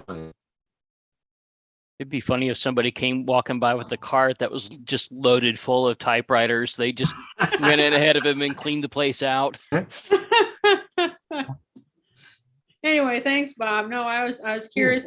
I need to get one of the platens on one of my SG1s is just hard as a rock, and combined with the typeface, I get holes poked through paper routinely. Yeah. Yeah, it's my double Gothic one, and poke and. Well, I think it's worth it. My prize SG1, I sold the Care last year, and I know her and her partner are still on it, so I was real excited to move that along. But I think, I remember taking that one out and redoing the rollers and whatnot. I don't think I redid the platen on that one, but I don't remember. It's hard. I'm going through hundreds of machines, and I just don't get to remember them like I want to. Anywho. Oh, you found something, I think. Yeah. Hey, look at that. Hey, a toy typewriter. Oh. Ah, That counts. oh, For the brother Pete, that counts. that was cool. $38. Is that what it said? Yeah, I think so. 38 So- US. Can't say you were skunked. So a quick question to the group. How many have bought a typewriter that wasn't very well advertised and been surprised at the typeface it has when you got it or when you unpacked it? Oh yeah. Yes. Yeah. I bought a SF1 from Goodwill over online from it was like a Hope Line place or something out in California. And I had no idea it was cursive, and I got it here and it was cursive. And I'm like, wow, I already have one. I didn't need this, but it was like, wow, this is cool. I gave it to somebody at Herman's, I think, or I gave it to somebody to deliver to somebody up in Michigan after Herman's when I was there last time. But that was a cool find though. Because a few years ago, I was looking at trying to collect all the colors of the Smith Corona Silent Supers. The only one I don't have is the pink one. I could have got one for $75, but I couldn't really swing it at the time. Now they go for several hundred. But the Desert Sand one that I got, when I unpacked it, I found it had the vertical cursive. Now I don't know how rare that typeface is, but I saw the vertical cursive. Yes. Oh, that's pretty rare. That's the Yeah. rarest of the bunch. Okay, because I saw a Smith Corona Silent Super in sapphire gray with vertical cursive. Now the machine itself was in excellent condition, still had all the original papers with it. Go on eBay for $910 US, which kind of surprised me. Yes. Wow. And am I the only one that's pretending that the camera is being held by Brian's dog, Koa? Not anymore. You're not. We have that kind of dog's eye view, you know? Koa's not that stable. I think you'd see. I know, huh? Well, it probably looks, you can see where you're going better, and it probably looks more casual walking around the store with the phone a little lower than it would be like holding it in front of your face as you're walking around or something. I don't know what to say. I think he might have it on his shopping cart, actually. Yeah, I saw him in the mirror. He's got it on the front bar of his shopping cart. That's smart. Pretty smart. Yeah, because it is stable. You're right. It's very stable. Yeah. Hey, can you guys do me a favor? Somebody tell me what SM model this is. Let me add you to the screen. That's here. a 2. It looks like a 2. Is this a 2? Yeah, I was baiting and I really didn't want to search around. It's got the Olympia on the paper table. It's a 2. it's a 2? Yeah. Okay, thanks guys. Wow, you don't hear about those often. Yeah, this one's a pretty rare one. That's a very early one before they moved the logo Yeah. onto the cover. Super cool, thank you. Another one you don't hear about often is the SM8. You hear about the I 9? bought some SM feet. Yep. I put a bid on a local SM8, but it went for a little more than I had bid. The biggest difference between the SM8 and the SM9 is the SM8 has the tab rail along the back with the 6 movable clips or 6 movable tab stops, as opposed to the keyboard set tab stops. Biggest thing, it was the SM8 was made more for the homeowner who set the tabs for writing letters to friends and family, and that was it. Whereas the SM9 was for the office worker or office whatever, we had to frequently set tabs for different forms, different letters, different this, that. So they didn't need the receptionist or secretary constantly turning the typewriter around, setting all the tabs back again to get it set and clear from the keyboard. Oh, okay. And what's the difference between the SM8 and the Monica? Not much really, just different earlier body style. A different body style? Oh, Now, Well, the Does Monaco the went Mon- through a bunch, but does the Monica even have tabs? that's what I was thinking too, is that they didn't have tabs. I don't know. That's why I'm asking. they used the Monica. The Monica was like the lower version of all of the Olympias, right? It was sort of the bare bones version that lacked a lot of the modern amenities you could buy on a more expensive Olympia, and they carried them through 3 or 4 different body styles. So I guess it depends on what version of the Monica you have, sort of the 3 or the 4 style body, or the 8 or 9. But yeah, they generally don't have tabs. Yeah, I don't have a Monica, but I've heard of them, and I just was wondering. I've never seen one, so I don't know in person. I've never seen one. I have 3 SM3s, and I have an SM9, and I have an SF Deluxe, and I have the SG1. But I love the way the Olympias type, and I don't need an SM4 because I don't really use my tabs very much. I just use it for setting paragraph. And once it's set, it's pretty much set. So I don't need a tab, to set the tabs from the keyboard. That's what you say, Susan, but yeah, you do need a 4. You got No, I don't. What about that? Although if I found a 4 with the right typeface, because I love the different Olympia typefaces, I mean, that's really what I collect them for, is to get different typefaces. Yep. I would definitely pick one, if it was one I didn't have. But Absolutely. I have an SM4 with a cursive typeface. And my SF effectively, Deluxe is cursive. Yeah. Yeah, and effectively, I'm the second owner of it because it was sold to me by the daughter of the original owner, and the original owner was a secretary or a receptionist at a doctor's office. And a little while later, she sent me a letter describing her mum with a picture of her mum on the letter, and How lovely. real cool. That is cool. So that letter now lives with the typewriter. Mm-hmm. Yeah. I got a camera. Royal. It was a Royal. The one everybody had, the QDL.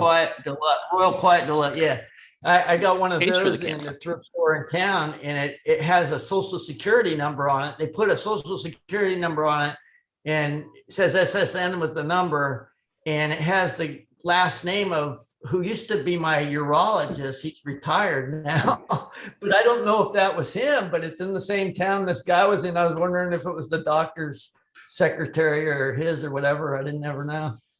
Oh, wow. A quick question. Can anybody hear my wife's music coming over? Yeah. A little bit.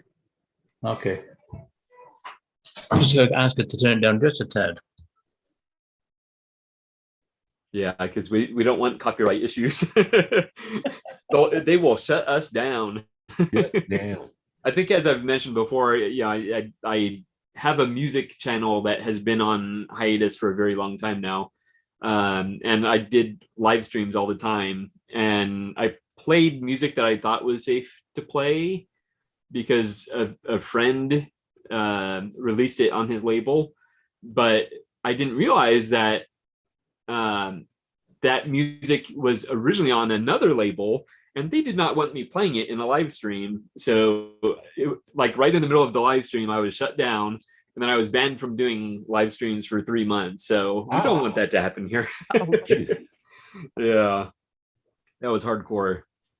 And I was so upset with YouTube that I took down my, I think on that channel, I had like 300 videos. I took them all down. I basically made them private, thinking that, they're gonna keep me from doing live streams. Well, I'm not gonna let them make money on my videos. But then, people told me, well, it's not gonna hurt them. So I was like, okay, I'll put them back up. Which I'm glad, because one of the most popular videos on that channel is I played a Mr. Rogers record, and I get the most wonderful comments on that video. Just people remembering their childhoods and saying, "Oh, I'm sharing this with my kid," and Anyway, yeah. So I'm glad I put my videos back up, but Well, I don't want to shut down either, but until they come to my door and carry me off and put me in physical jail, I'm not going to worry about it too much. But you have a more reason to worry about it, so I understand. Yeah, I have you guys to think of. So if it was just me, I wouldn't be so worried. But we have to keep this thing going. Yeah. Wife is here. What's that? I'm going to go eat with my wife. I'm going to go eat with my wife here in a minute. She just Oh, got okay. here. Okay. Excellent. Excellent. That's always a good idea. Very cool. Let's see. While Brian is still making the rounds, let's say hello to Rich. How are you doing, Rich?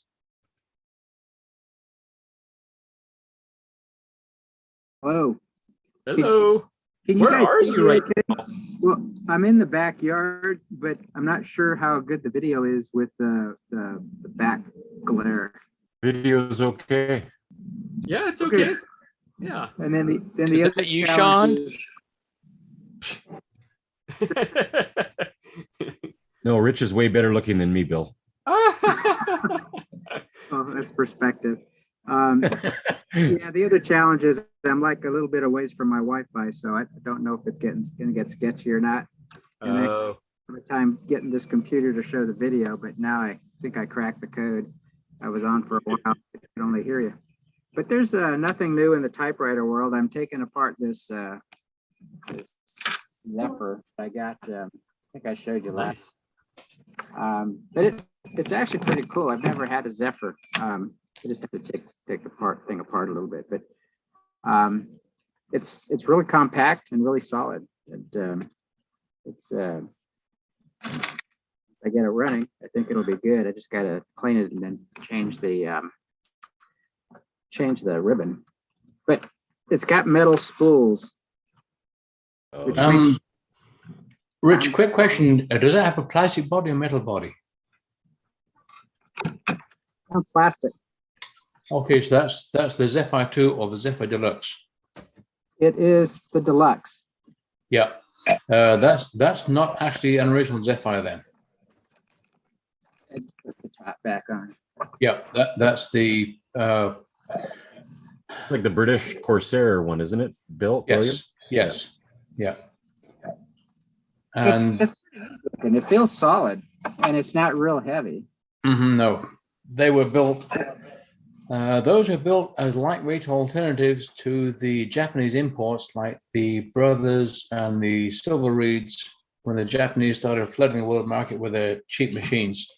That's when Smith Corona had to retool the factory to go from the 4Y series Skywriters to the Corsair. If you can find the serial number on that, it's just to the right of the, I want to say the segment. Right, it is. Is that a 5Y or 6Y? 6Y. 6Y kit. Yep, but so this has probably been a member of the military. It's got a social security number inside it. Oh, wow. Right there. And to find the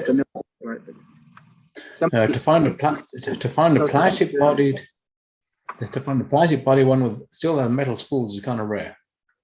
Yeah. Yeah. And yeah, I mean, if they're assuming they're original, which I have no reason to suspect they're not, but I don't know. It's hard to say for sure. Oh, I got it out.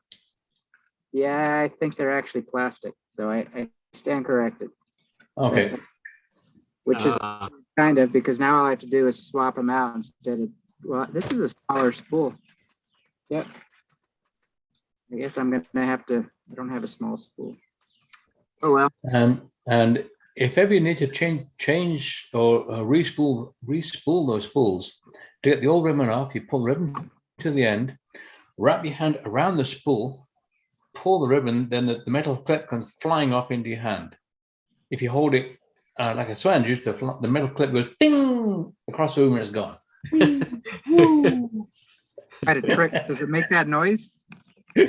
Yes. No, it goes, well, where did that damn thing go? Oh man. Wow. Yeah, there's a lot of gunk in here. I need to clean that. It worked fairly well. Yeah, and the correct way of getting the cover off is to use the twisting tool, and there are two metal tabs either side of the spacebar frame that should be twisted back. Then you can just lift the case off. There is a Yeah, I've run into those before. yeah, I'll work on that. But there's also a couple nuts in there. Yeah. Bottom off. It's interesting. You know what? I actually like the way it types better than my Skywriter. Wow. It feels a bit more solid, and the keys feel a little more solid. They're not like squishy. Yeah. But to each his own, right? Sure. Mhm. So anyway, other than that, nope, no more typewriters yet. Okay. Eyes are only half open. I'm hoping I don't find something that I know, right? Yeah. It can be dangerous. This is a dangerous hobby. yeah, it's never ending. And, Yeah. I just want to make sure I can use them. Really, that's what I do. Yeah. So. Definitely. That's the reason I'm kind of going. I'm kind of going through mine and figuring out, okay, does this typewriter bring me joy? And if not, then like I have about 4 typewriters that are going out right now. Nothing spectacular, so yeah. I think that. So how do you draw the line? You don't use it? Well, so I'm bringing them, the typewriters that I haven't used in a while, I'm bringing them out, typing on them, and if it's not an enjoyable experience, then it's going to go out. Yeah. What you mean, like you mean it works, it just doesn't work for you?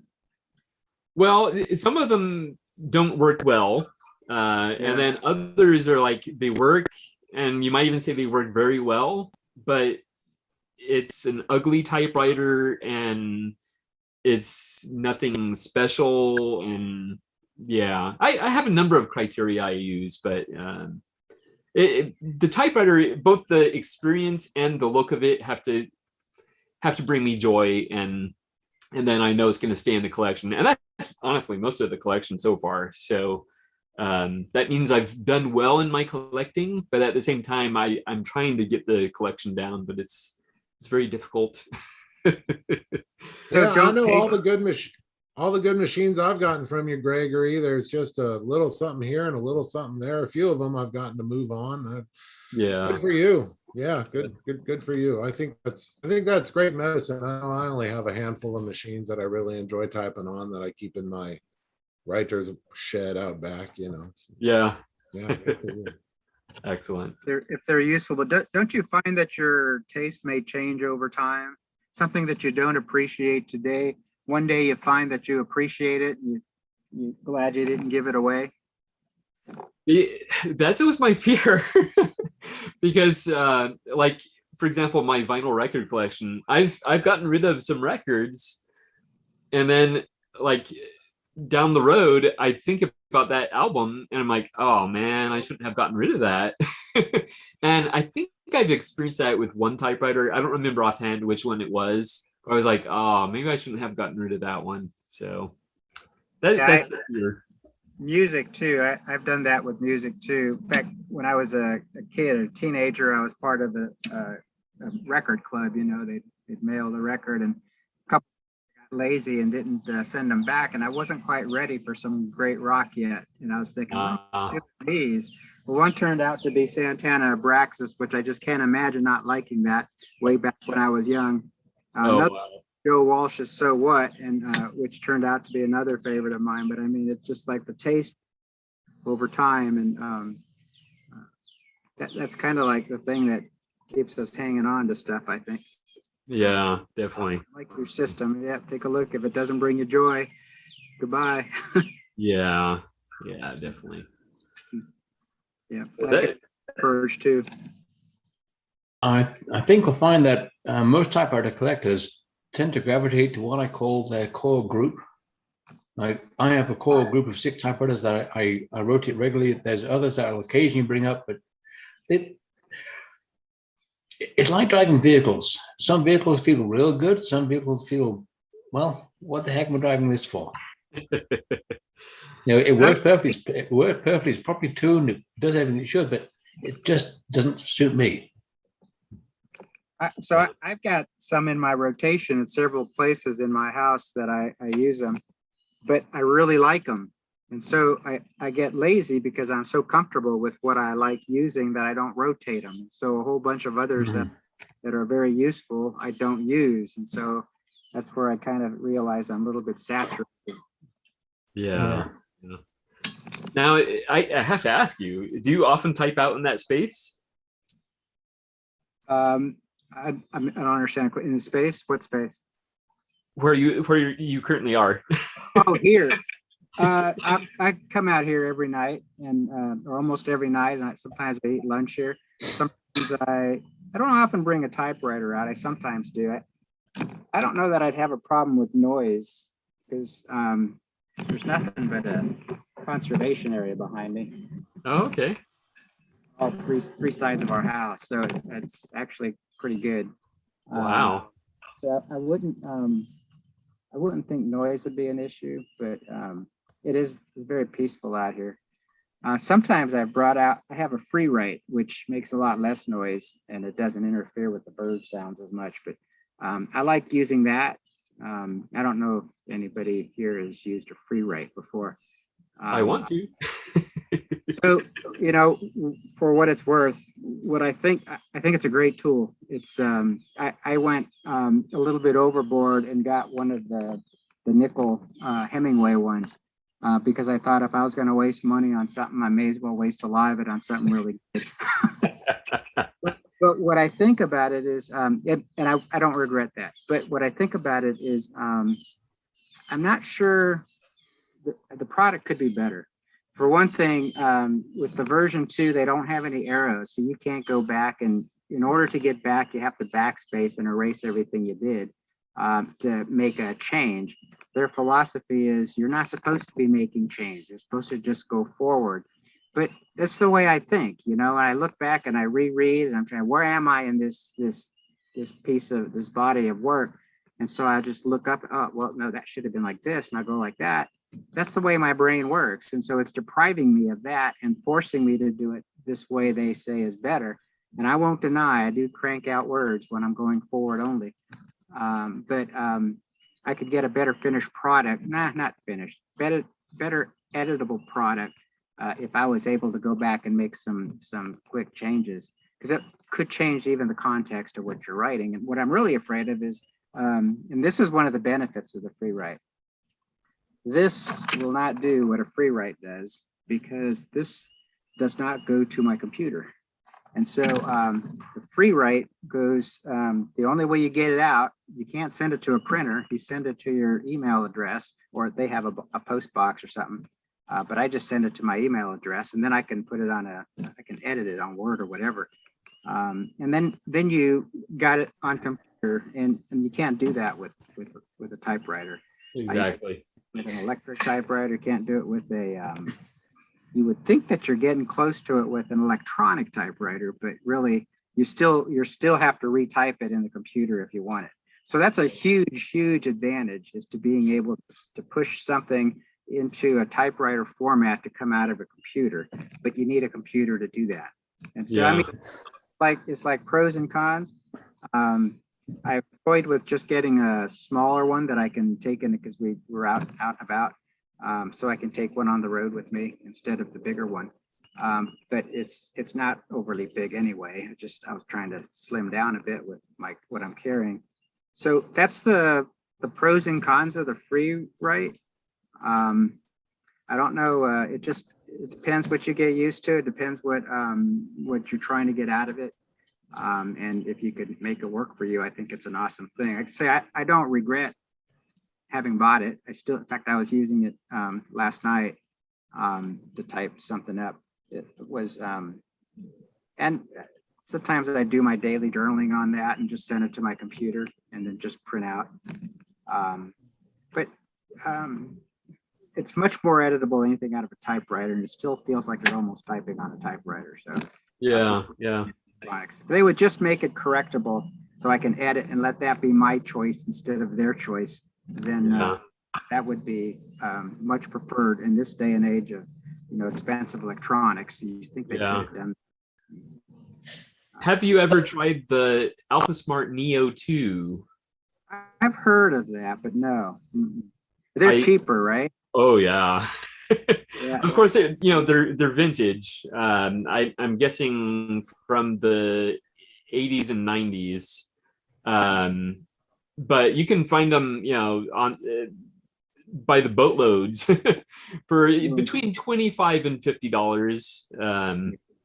And it's kind of a distraction-free writing device. I have multiple ones, and I use them, not a ton, but because I do prefer either I'm going to use my computer or I'm going to use typewriters. But they have their place. Like I've been known to go to Barnes and Noble and hang out in the cafe with my little AlphaSmart and type away on there, type some poetry and. But yeah, go ahead. Is the box flatter, the machine? It's very, very flat. It's not much bigger than a computer keyboard. Oh, okay. So it's like the travel version of the FreeWrite. Yes, yes. Probably about $400 cheaper. Yeah, exactly. Yeah, I think they're really overpriced. I mean, for what they do, it's funny that I like it and I was willing to pay for it and I don't regret it, but that doesn't mean I don't think they're way overpriced. So yeah. The first time I saw one, the first one I saw was a Hemingwright version, and I kind of like said, oh, I gotta have that. You know, and then I found out how much they were, and I say, oh my goodness, that ain't gonna happen. And then you think, well, maybe. Make it happen. Do that. You know? So that's how that ended up with me. And when I ordered it last year, I think it was around June or something, and it came in the day before my birthday, which in August. So it worked, even though it was really late. It still came in right for my birthday. It was nice. Nice, very nice. Yeah, so it's worth a try. Yeah. Excellent. Well, thank you so much for being here, Rich. And Christopher, how are you doing? It looks like you're hard at work on something. Oh, I think he can't hear us, actually. Oh, yeah, there we go. He's doing well. Oh, he doesn't have his microphone. I see. Yes. Yeah.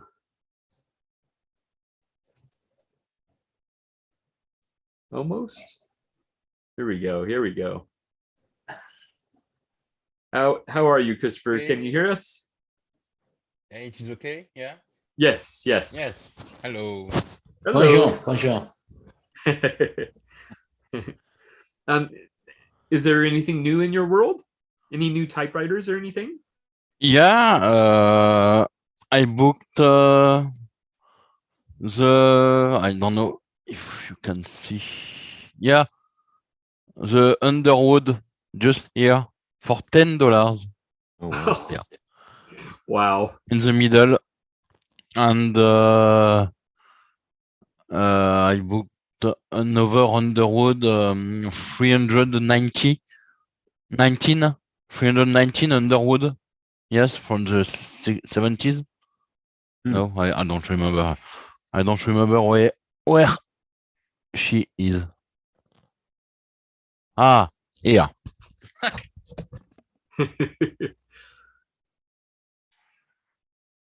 Ah, yes. Oh, yeah. Ooh. Oh, yes, the 319. Yep. For $5. Oh, wow. MacBook for 5. Wow. Yeah, you can't pass that up. And I'm truck driver and I make deliveries to grocery shop. And I'm waiting for 4 more typewriters because the owner of grocery shop lost her father, and her father had 4 typewriter, and she will sell me the typewriters, and I'm waiting to see what sort, because I don't know anything about. I will see next Friday, if I remember. Yeah. Yeah. Excellent. Excellent. Yeah. Very cool. Let's see here. And have you been typing anything lately? I received my first letter. Oh, cool. Excellent. From Adam Smith. Okay. Yeah. Yeah. Very cool. And I answered him. Yes. Yeah. It's okay. I lost the letter. It's okay. I have to send the letter. I was very surprised. Yeah. And I'm happy to receive this letter. But it was a hard moment to answer because I crashed more than 50 paper, 50 pages, and again, and I wrote again, and it was because my my Remington just here makes holes in the paper. The pad is very powerful, and when I type, no, the paper is totally destroyed. Oh. Okay. Yeah. I think maybe because the ribbon isn't good, I will change the ribbon and you will see if it will works better. Yeah. Yeah. Excellent. Well, usually punching holes in the paper is a sign of a very hard platen, and you can put a couple of backing sheets behind your copy paper, which will help soften the blow. Yeah. Yeah, I've done that. Except I used to have a Royal FPE wide carriage, and I would put 3 sheets of 32-pound paper, and it would punch all the way through all of them.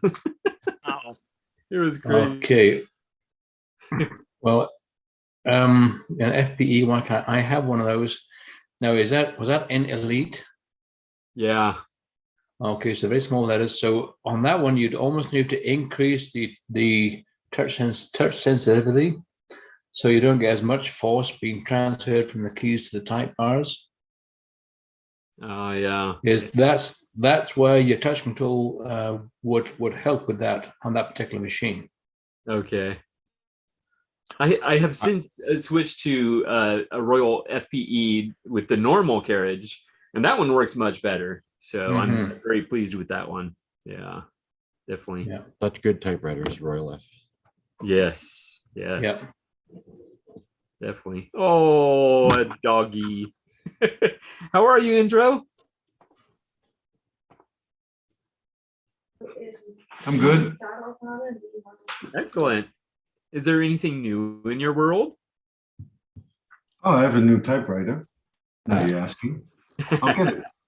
Yeah, definitely. And of course, as soon as I went big screen, the dog disappeared. It's camera shy, or she's camera shy. Yeah. I think it's the same one you saw last week. The entire. Really? Oh. we like seeing things. So, feel free to show it again. The North Star. Ah, yes. But it's pretty mint. It looks like it. My goodness. Yeah. And it's I like when they use a lot of red keys. That really makes it stand out. It's nice. Yeah. It pops. So yeah, it's a good one, this one. I only had to clean it, so I cleaned it pretty good. Yeah. Nice. So it's good. Very shiny in there. Huh? It's very shiny in there. Yeah, it's clean. Excellent. Oh yeah, happy with it. It's not too expensive, so I was looking for this one long time. I found it. Excellent. Is that a derivative of an entrees? Yeah, it's the same. Okay. There's I'm looking at the curved type bar spring. Oh. Yeah. Is the Underwood 18 has the same curved type bar spring. I know that was built from the Entrees Compact, or it is a derivative thereof. Yeah. And I actually have one of those. That was one of my rare pickups from I always forget the name of the app, but it's one of those apps that people can sell things back and forth. Yeah, anyway, it doesn't matter. Like a Kijiji. Yeah, The exactly. Antares, is it good? Yeah, they're fun. Yeah, the one I have is good. The only issue is the spring on the carriage return lever broke. So I have it rigged up with a rubber band. It does the same thing, so it works otherwise. Low tech. Yeah, and rubber bands are easy to replace. So when it Jethro breaks, Bodine signature model. Yes. Oh man. Whatever works. Yeah, it's a good little machine though, and it has all those the foreign characters and all that. So yeah, very cool. Now you speak multiple tongues. Yes, fluently. And how is everything else, Indro? Oh, it's not well. I've been very busy with my work lately the last 2 weeks because and well, in general, I think things in Europe are not going very well. I think we had an increase of inflation of 12% within 1 month. Ooh. And well, my house heating is all natural gas, and those prices are exploded. It's ridiculous. It's more than, well, it's like tripled. I used to pay like 300 euros a month, which is a lot because I have a big place. But I had to get a new contract, which would cost me like 800 euros a month. Oh man, which is 10,000 euros a year, which is ridiculous. Luckily, the weather is not too bad. Last night it was freezing -5 in April. Well, but the week before was like 19 degrees Celsius. So, but it's not going very well in Europe, to say the least, I think. Yeah. So, but it's a bit frightening as well, I think. But we'll keep on going.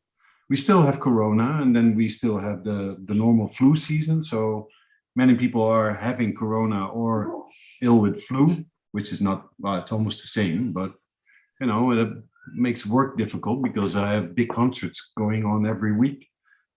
But my crews are like half. So it's difficult, but it's all right. We'll manage. Yeah. It's like it's a weird, 1 year ago and like 3 months ago, it was totally different. So the change over is it's quite weird. Yeah. Yeah, it's a crazy world we live in right now. Definitely. Yeah.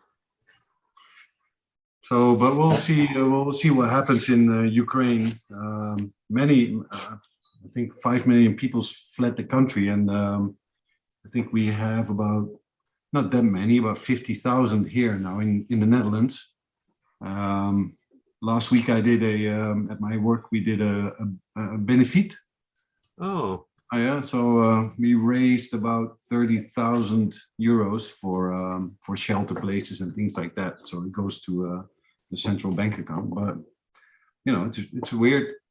It's pretty close, Ukraine. So you know, you have the former USSR countries, and then you have Poland and Belarus. It's between. So it's not looking very good. But maybe the negotiations in Turkey will help, but well, the damage is already done. Yeah, exactly. So, do you think that Putin is trying to rebuild the USSR? Well, he said it before he gave the go for the invasion of Ukraine. He held a speech of like, I don't know, 2 hours or something, with the whole history of the USSR, and it should be back, you know. There should be a strong dividing line between Europe, the West, and Russia. I don't know. It's not a good thing. He's crazy, you know. But it's very close to World War III or a nuclear war, or whatever. You know, if they do something in a NATO country or whatever, oh, I have no idea what will happen. So, right now, could be if, but a lot of people are nostalgic about those Soviet times in Russia. Yeah. A lot of people. Oh. Well, Christophe is not very far away from me, but you know, France is a pretty big country, but I think it's the same over there, the same sentiment and feelings and prices and inflation and things like that. You know, 12%. The gas price, now they lowered it. They did a tax thing to lower the gas price, but it was like 1 liter was like €2.60, which is ridiculous price, you know. So €2.60. Yeah. Oh, wow. In France, gas decreased a little bit. It's €1.80 or €1.90. But we are at €2 exact right now because they decreased the tax on taxes. it. Yeah, but, you know, it's kind of weird. It doesn't help. $10 a gallon, $8 to $10 a gallon. Yeah, something like $10. Wait. My goodness. Wow. Yeah, and I have a 4-liter engine.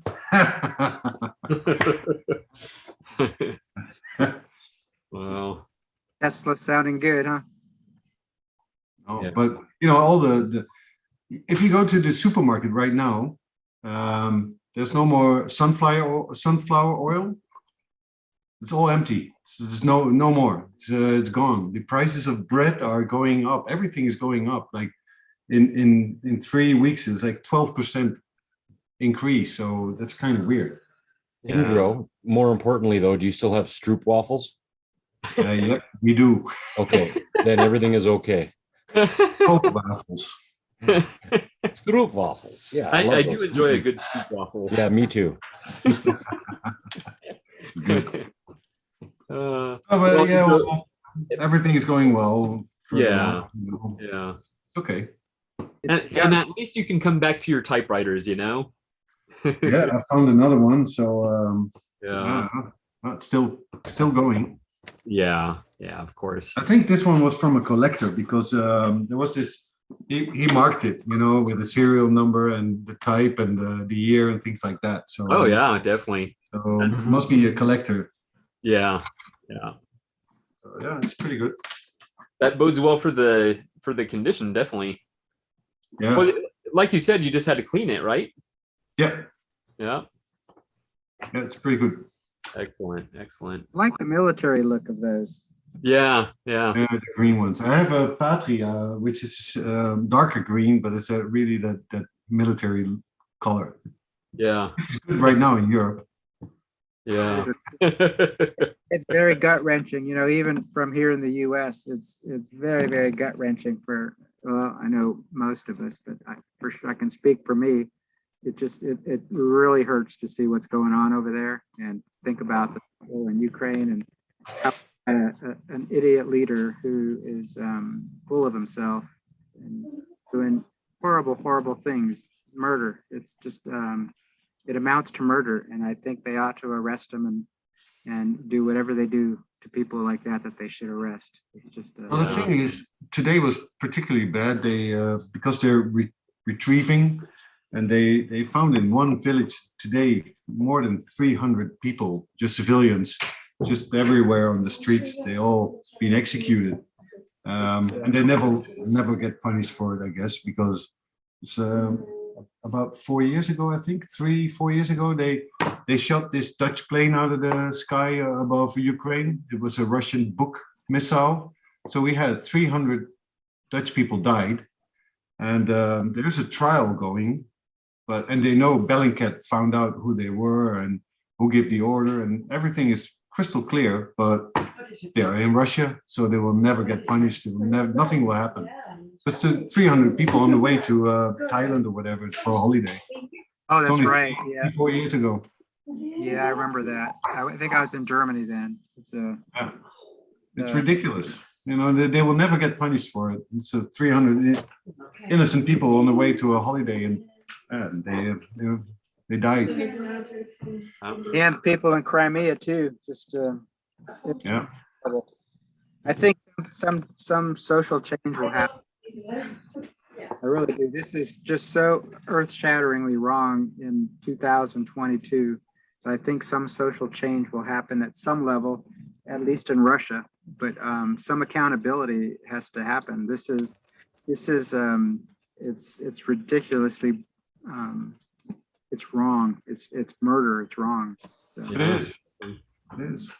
A few years I went with two friends to the parts of World War I, to Arras and Rouen in France and Ypres in Belgium, just to see what happened there. And the thing that I remember the most is that if you visit those places, you can't understand it, and you think, oh, it could happen tomorrow again, because there's no reason for it. So it could happen tomorrow again. Nobody learned anything about it. You can remember and do everything every year to say, oh, war, whatever. It can happen tomorrow again, like it's happening in Ukraine. So. One thing I wrote last night on my free write, I wrote my thought for the day was world events. I can't remember how I wrote it. I have to go get it, but it was basically an arrest warrant for Putin.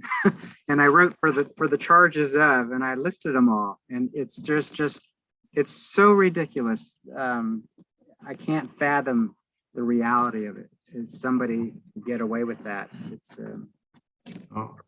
But it's still, it has never been away, because, you know, you have Syria and the Middle East, and there's a 30-year war going on. So, but this one, if it gets close, it gets to people. He can do this because he's got the nuclear weapons, and nobody wants him to use them. He's benefiting from nuclear weapons without even using them, and that's another aspect of his leadership that Biden said it, you know, he needs to leave. And I don't know what it's going to take to get him out of there. Something will have to happen, but he should not have his finger near any red button at all. He's criminal. And horrible. We did the sanctions, and on the day of the large package of sanctions, he said, oh, just get the nukes ready. Yeah. I don't know if he'd actually use them. I mean, there's still some doubt in my brain, but if he did, you know, the stakes are just too high. They're just all he has to do is cross the NATO line, and we'll find out. Yeah, exactly. So, well, anyway, well, luck. Keep your head up. Yeah. Let's talk typewriters. Yeah. I know. So, one quick question: is anybody else having problems with the Zoom freezing, or is it just my copy? It's just you. You're showing low bandwidth. Like you have a slow connection. Okay. Yeah. I guess I'll have to get our Starlink set up sooner rather than later then. Yeah. William, call Gregory. He had an internet guy last week, so you could probably use his guy. Yeah. Yeah. My guy is real good. Yeah. Yeah. Might take a while to get there though. Yeah, definitely. Mhm. And he charges by the mile. So Oh, ouch. It's going to be more expensive than gas in the Netherlands. yeah. Yeah. Yeah, that doesn't give me assurance. I know Gregory is my internet guy. And you have an internet guy, Gregory? Yeah. Holy heck. We're in trouble. Well, I do want to say hi to Ken. How are you doing, Ken?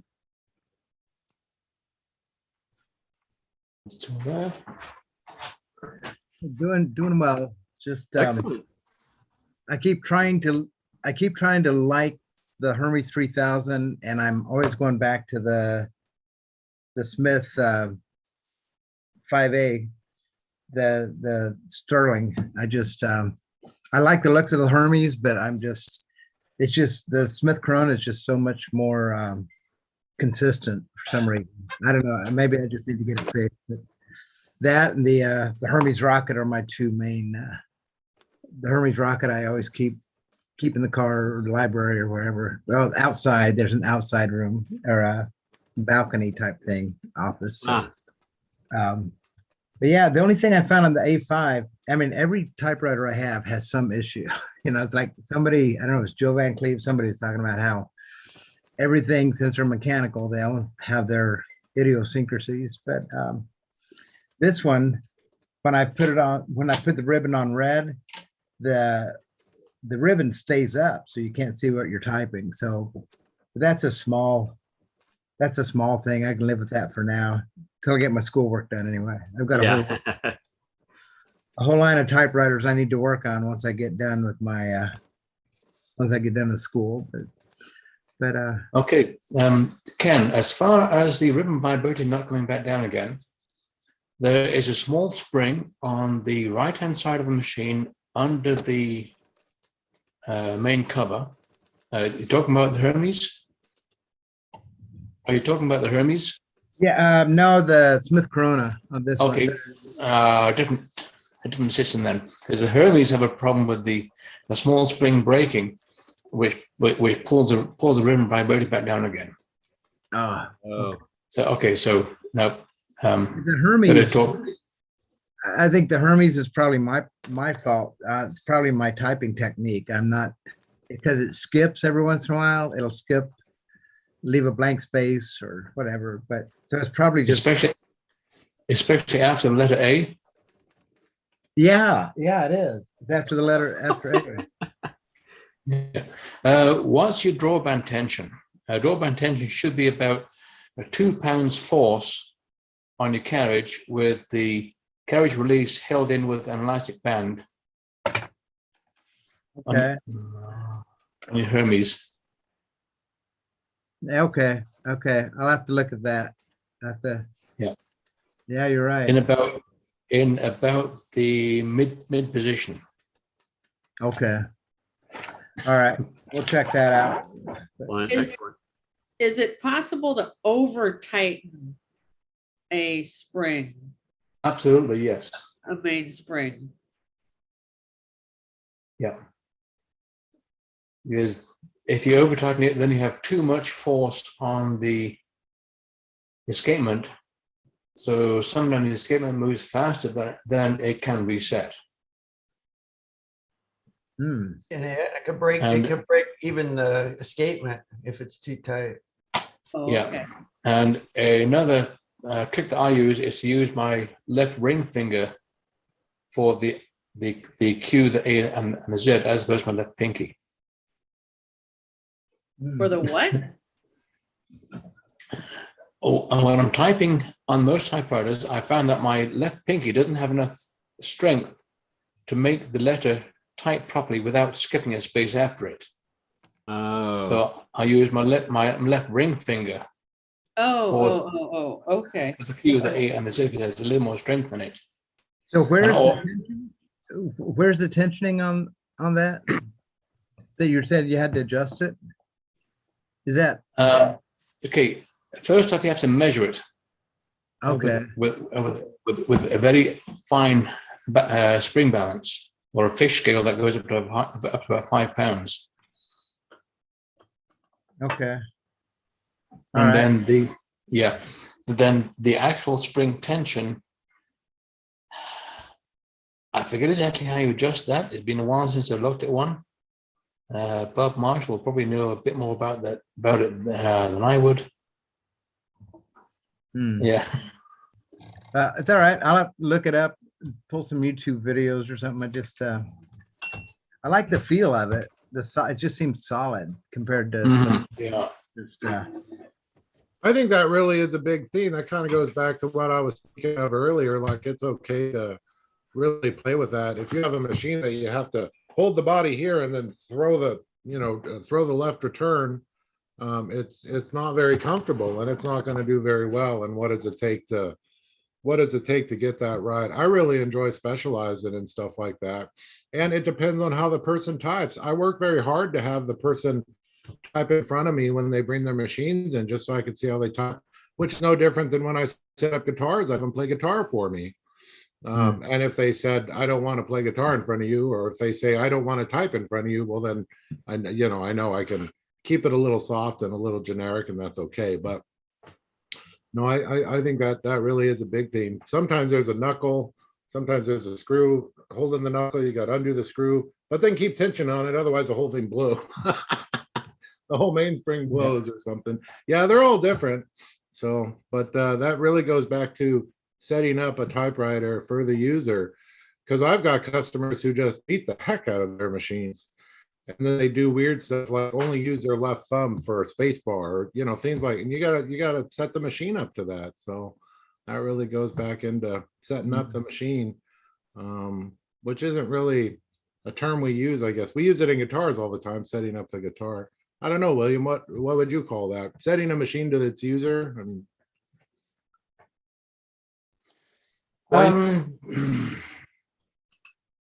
Is there really a difference between using the right thumb and the left thumb to space? I mean, what is that? Left thumb's problem? Well, if it's grabbing the space bar and instead of going down, it's shifting to the left. I use my right thumb all the time. Don't ask me why. I'm left-handed. It makes no sense. So naturally, even if I hit it hard, the space bar is just when I hit it, it's going to go to the left. If you hit it with your left thumb, the space bar is going to go to the right, and that could cause totally different issue with the machine. You never know. So I've learned I have to check it both ways now, because you never know how the customer is going to use it. When you sit down to type on a machine, when I sit down to type on a machine and I type on it my way, I'm going to adjust, finagle, get it all right for me. But I'm not the customer. I'm not the one using the machine. So I have to set it to what the customer is going to need the machine to do, whatever that may be. I never thought about space. In the user's manual for my Imperial Good Companion 1, the instructions say to use whichever thumb was not used to hit the last. I mean, like, how do they put it? The hand which hit the last letter of the last word before you space, use the opposite thumb. And that's probably why I only type 40 words a minute, because I'm always using and I've tried so hard to reprogram myself, I can't do it. Yeah. I don't know why I'm always using the right thumb. It's the weirdest thing. And most people, I think, only use the right thumb. I don't know. Yeah. Well, along with tuning the typewriter for the customer, it goes the same way with chainsaws. You ask the customer what he's cutting, where he's cutting it, what size his saw is. So you tune the top rake gullet angle and depth raker to the size of the engine, the number of teeth on the sprocket, what he's cutting, if he's cutting hardwood, softwood, dirty wood, dry wood, green wood. All those affect how the chain should be set to get the optimum performance for the machine, for the customer. What do chainsaws and typewriters and guitars have in common? I'm just Bob and William and I thought Bob. it was great. No, I thought it was great that you talked about all this thing. That's cool. All right. Yeah, And then- William and Bob, that's what they have in common. Yeah. There you go. And then we get into motorcycles. Yeah. Hey, Bob, Yeah. you know, the fact that you're talking about hitting the space bar with two different thumbs, you'd love the Smith Premier 1. It's got a space bar for each thumb. What do you say? It has two separate space bars, one on either side. Yeah, I've got one sitting over here that I've got one sitting over here, and were you supposed to like roll your hands on the outside of those suckers, or I don't know. What do you mean? I'm sorry. Oh, the Smith Premier with the it's got a space bar on each side. Like you could almost roll the meat of your hand on them to get them to work. Oh, well, you could, and it's funny, you go to the Model 10 and you've got, instead of space bars out there, you have a space bar in the middle, but then on either side you have backspace and margin release, and I might have that backwards, but yeah. On the last one, they actually have, it looks like 3 separate space bars down there, but it's not. It's like one's a backspace, one's a margin release. And in the middle one's a space bar. Wow. Well, and that's it. We spend so much time playing with all these different typewriters, not really understanding, is a typewriter just not set up for us? And it may be, if whatever typewriter we have, if we spent a ton of effort and energy set up for us, or money, whatever, would it still be a machine we'd want to type on? You know, it doesn't matter. And I know I keep referring back to the music thing because that's where I come from. And I've set up glorious guitars that play like fun, and they're so exciting. And then the customer gets them. The customer goes, this guitar doesn't match my outfit. I'll just sell it and get another one. Okay. Wow. You just never know. You never know what people are into and what people want. We could spend all day setting up machines so they're absolutely perfect for us, the user, and then the next person uses it and they're like, oh, this is crappy. What the heck? So yeah. Well, I do want to get back to what's that? Well, I was going to ask, speaking of space bars, what does it mean when it says air control on the space bar? Oh, that's got the half space. So you can hit the space, you can hold the space bar down and still hit a letter. So if you accidentally missed a letter in the word, you could write it out. And if it was a 4-letter word, you could turn it into a 5-letter word. That's what. Yeah, Joe Van Cleve talks about that. He likes typewriters with the half space. Yeah. Yay, I learned something today. I can go to sleep now. Yeah, and that was like the Latera 32s. They all have that standard, which makes them not overly complicated. But a Latera, a lot going on inside a little Latera 32, and it's very hard to get it all correct and whatnot, just as an example. But yeah, some people really like that. I've never used it, but I know that, you know, whatever. Everybody writes differently, and everybody uses typewriters different ways. But yeah, that's the idea. You can white it out, put 5 letters in where you had 4, but they've only got a half a space on each side. So how does, you know? Rich, there's Olympia does that as well with most of their typewriters. If you go on Olympia typewriter manuals, go to Richard Polt's website, look at like the SM3 or SM4 manual there, and they've got a really good written section in the manual about exactly how to use the half space with examples in the back and all that. And that'll be exactly what your deluxe will do as well. And it's actually really neat. Once you read it, you're like, oh, that makes total sense, how to sort of fit a word in a smaller space a little bit when you've made a mistake and you don't want to rip out the paper. Excellent. I think I've actually done that before in my past work with typewriters, where you just use half a space and correct it like that. So that's not, that's neat. I like that. Yeah. But I have another question about this Zephyr. So I want to show you something that I don't know what it is. Down here where I'm pointing to, the curved part, there are some numbers and letters in there, or maybe just numbers, I don't know. And I can't tell which, I can't read them too well. I see like a 2 and a 5, a 7, but Is there anybody know why that might be there? Are they on the type bars themselves or on the segment? I think it's a segment. Okay. See this right in there, Oh, right inside there.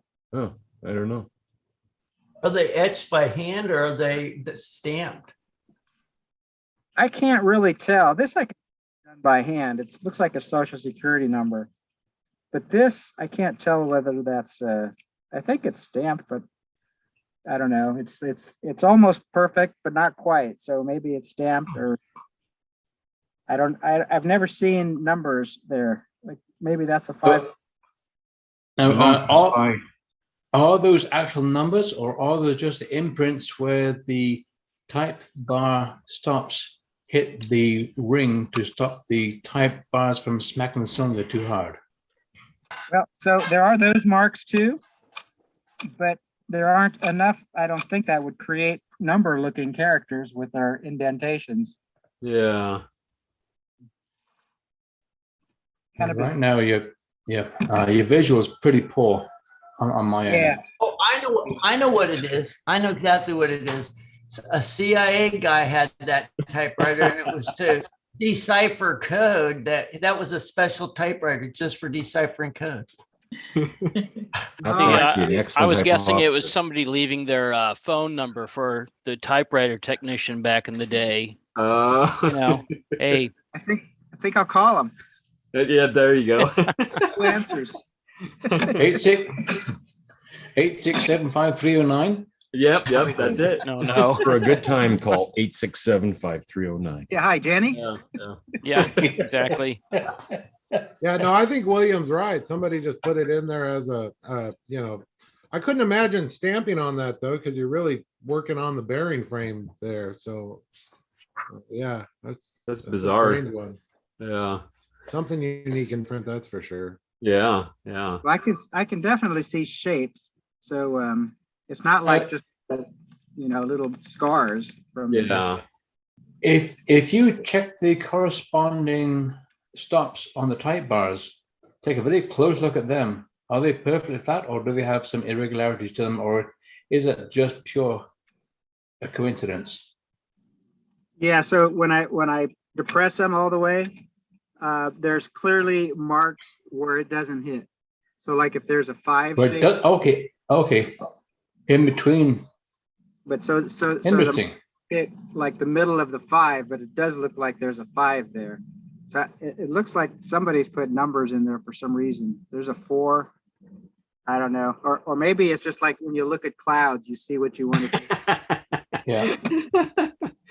I'm sticking with the CIA story. I mean, not that I know anything about the CIA at all. I wouldn't wear glasses like this if I knew anything about it. Somebody etched Larry on the bottom of this. Is this yours? Oh. I know nothing.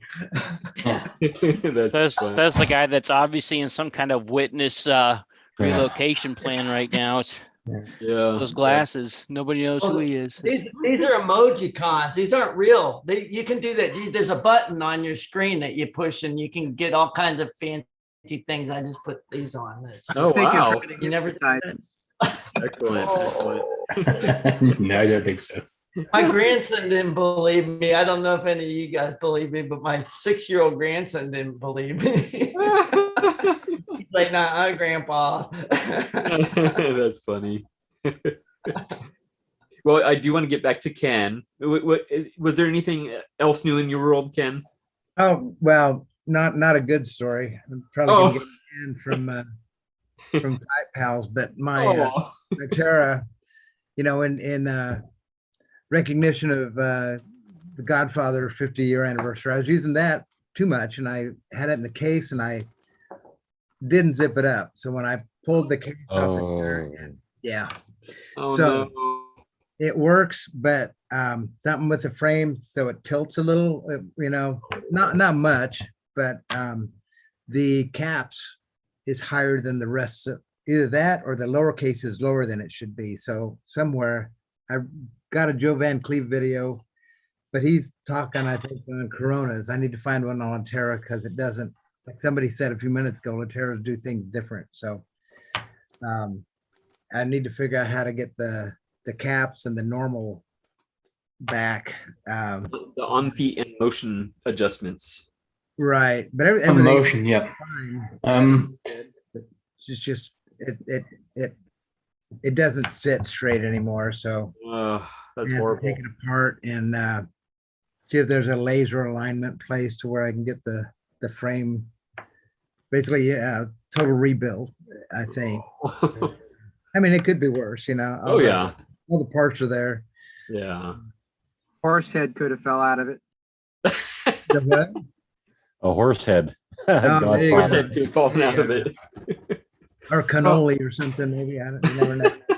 So I actually had a customer buy a machine for me the other day and walk away and almost do that. So it's one thing. So it's reminding the customer, don't forget to lock the case. So the solution I've come up with, I thought I'd share, is I got a ton of these, 2-inch buckles that we all put on our luggage. And I mean, we've all seen them. And I think I paid $3 each for them or something. You can adjust them. But anyways, I've been wrapping them around all the cases that I sell. And it's not, yes, it works. And I've only had one case open on me, but the typewriter is usually secure to the bottom. So if the case opens, so teaching people the top of the case should always be at your inside, just in case it does open. But I'm going to add this. That way the customer knows that, okay, this is a thing that has to be done to keep the case. And it's an extra step that takes an extra half a second. But I think like on your seatbelt, right? I mean, we kind of learn. You can see it works out pretty well. This is a Smith Corona, but it just works out. So that's the top of the case, and it sits on top. So I've had that problem, and that's been my temporary. I hope it works, because people don't have a relationship or familiarization with making sure the case is closed. It happened in guitar repair all the time. So we'd have to instruct them how to carry the guitar case.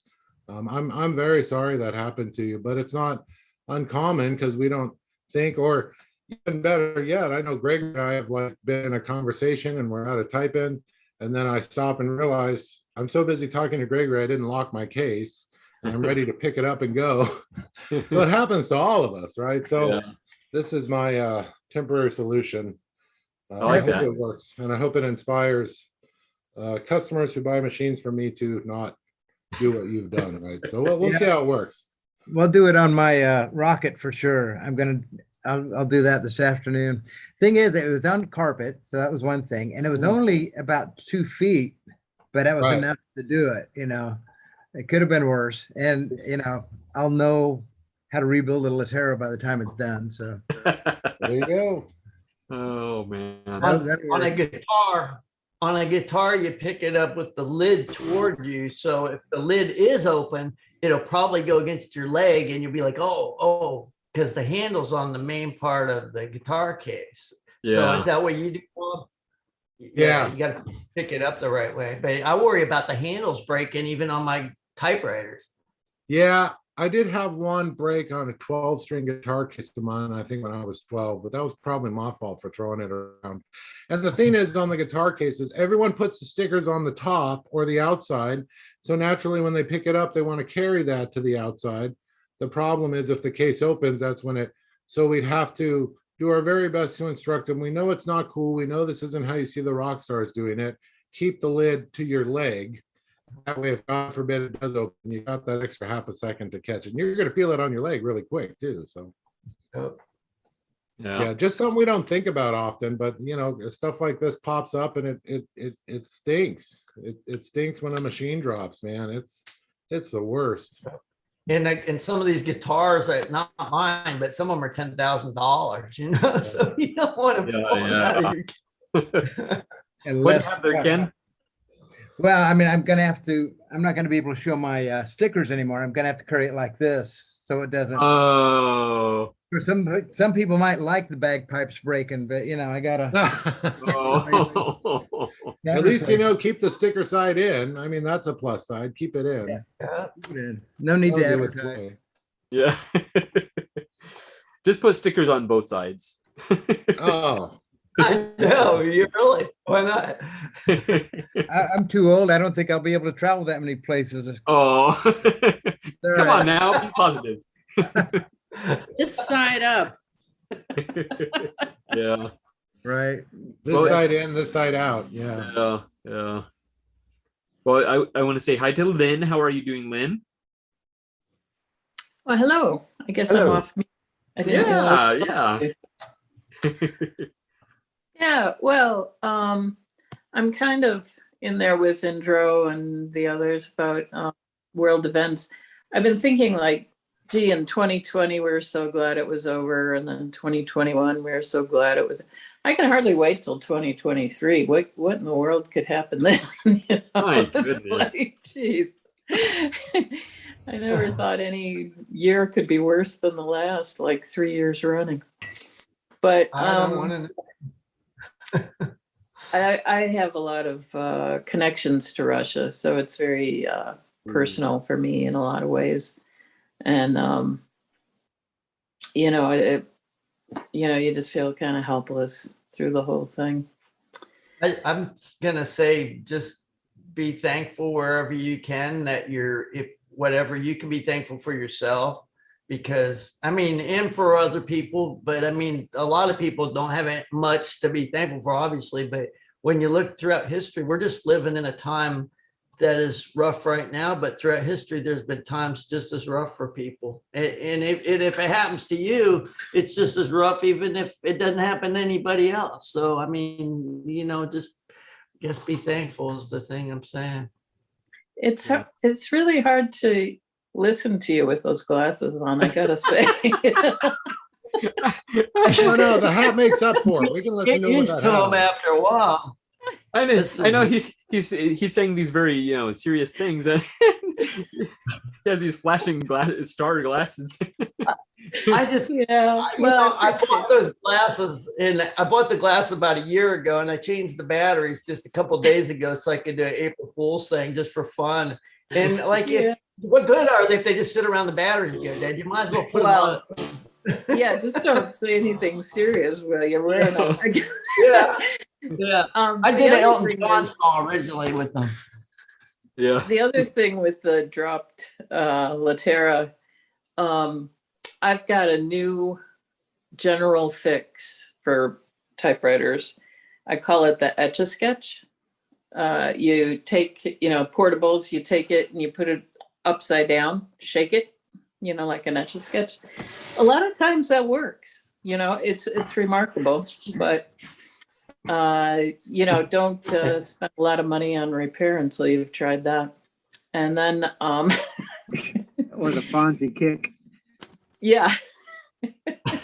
Yeah, and a hammer, sometimes when it's a little bent, just a little tap of a hammer will do it. I mean, I've seen Phoenix Typewriter, get out a hammer sometimes. So it's a thing. Yeah. But yeah, I don't have any new typewriters or anything going. I'm still playing around with that idea of doing a YouTube channel about please.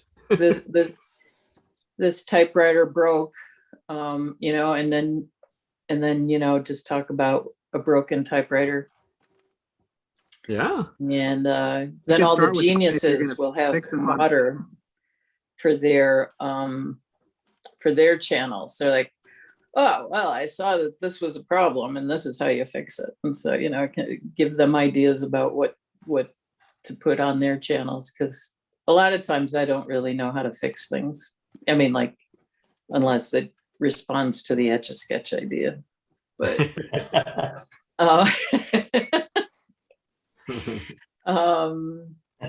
yeah, and then I was listening earlier on YouTube when you were talking about letterpress. So yeah, anybody who's interested in letterpress could contact me about that, because it's real big part. I was trying to get ready for having guests tonight for dinner, and they rescheduled for Tuesday. So I was like, oh, well, I can delay all of that work.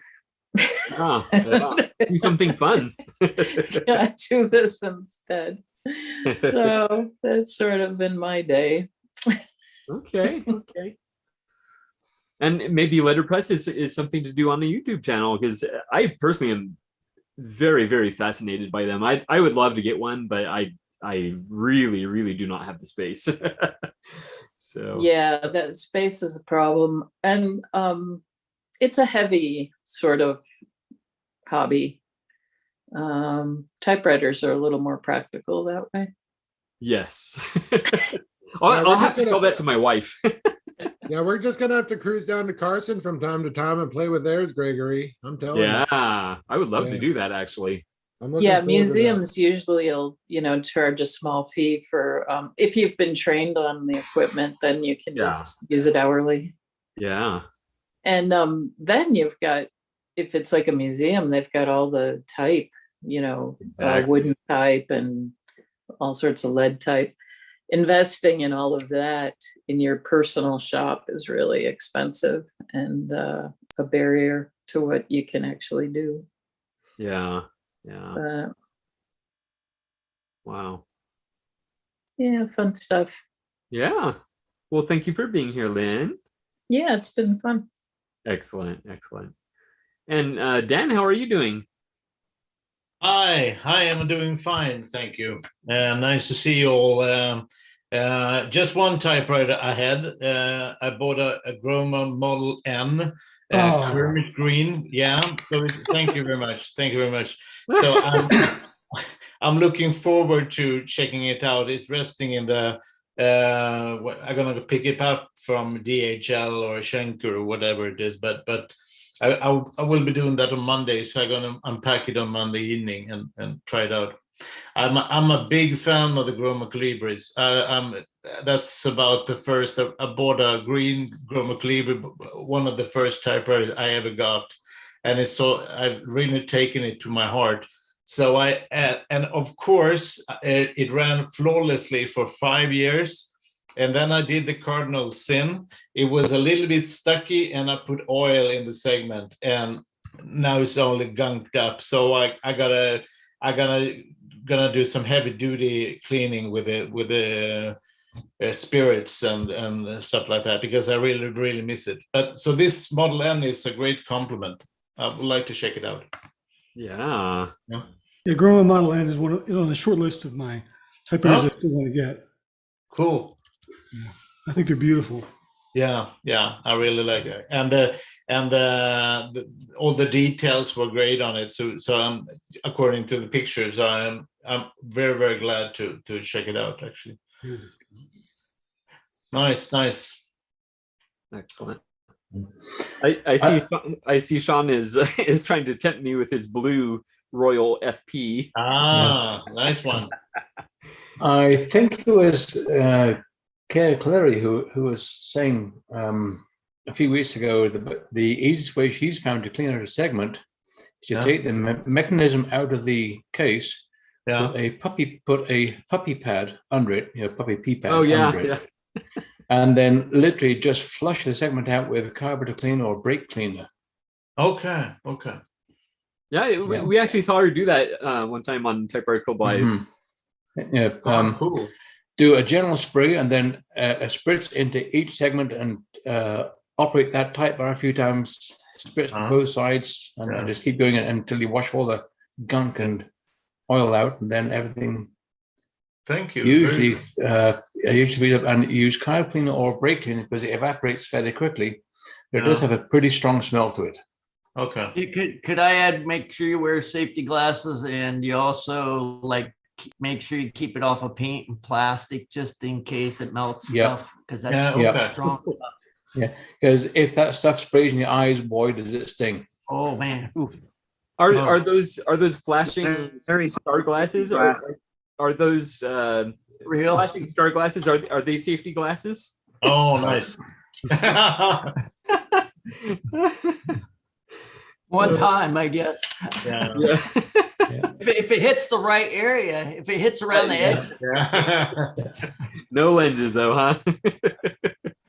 It's a Used great. to the glasses. I got them wear when I'm working outside, because these are actually ANSI approved safety glasses. Okay. As well as being cool wraparound shades. Yeah. They're great for motorcycling as well. Yeah. Yeah. So well, it's thank you for that advice. I'm feeling so dumb because I saw one in the I don't know, it was Joe Van Cleve or some other typewriter vlog that said don't ever do that, but of course I went ahead and pulled new oil down the segment, and it just froze up. So the one part of the keyboard is stiff. I can't operate it at all. So it's my favorite typewriter groomer. Yeah. What kind of oil did he use? Probably some cheap, some sewing machine. I think it's a Swedish brand. They said it's good for sewing machines and at all, and among other things. I have it. I think I have it here. It's just one moment. At least he didn't say 30 weight. Yeah. Yeah. It's no. It doesn't say too much. 3-in-1 oil still says it works on sewing machines, and I wouldn't put it on a modern sewing machine because they have better oils now. I mean, there's synthetic oils, whereas the 3-in-1 used to gum up anyway on a sewing machine, even so. Well, the biggest thing about 3-in-1 oil is that it has the rust preventative, which basically forms a film, a protective film over the metal, and that film becomes sticky over time and gums things up. Okay. If you get the 3-in-1 electric motor oil specifically, that is better, but it's still a far cry from a full synthetic oil. Okay. And the good thing is that while you're trying to get it unstuck, your typewriter won't rust. Yes. Yeah. I mean, if it sits there for years, at least it won't rust for the next person. I'm all about silver linings today. Somebody here mentioned SAE 30. I've been using non-detergent SAE 30 oil on the linkages and typewriters since I started reconditioning them 12 years ago, and they are still running perfectly smoothly. But not the segment. Not the segment, no. Use the Castrol non-detergent SAE 30 oil. See, I've gone through half a litre of it in 12 years, and the machines are still running just fine. Shouldn't you, William? Shouldn't you have a higher zinc content on older typewriters? That depends if they have the flat-bottomed cam followers on. Exactly. Yeah, depending on how those linkages work, you might need that. Yes. Yeah. Yeah, on typewriters before 1905, you could use whale oil also. Oh yeah, whale oil is also acceptable. And sperm whale oil is definitely the best. Yeah. Diane, it's the clearest and least smelly of all the whale oils. Yeah. So Diane needs to find whale oil for all of her old things. I know. and olive oil might be even older than whale oil. I don't know. There you go. Oh, bye-bye. Yeah. Oh man, you guys are funny. So that is a category. Well, that was foolish. Yeah. Yes. I've written 2 during the course of this morning. What do you have there, Diane? A pocket oiler. Oh yes. Nice. I love that. A Smith Premier typewriter oiler. So it Fancy. It's very, very cool.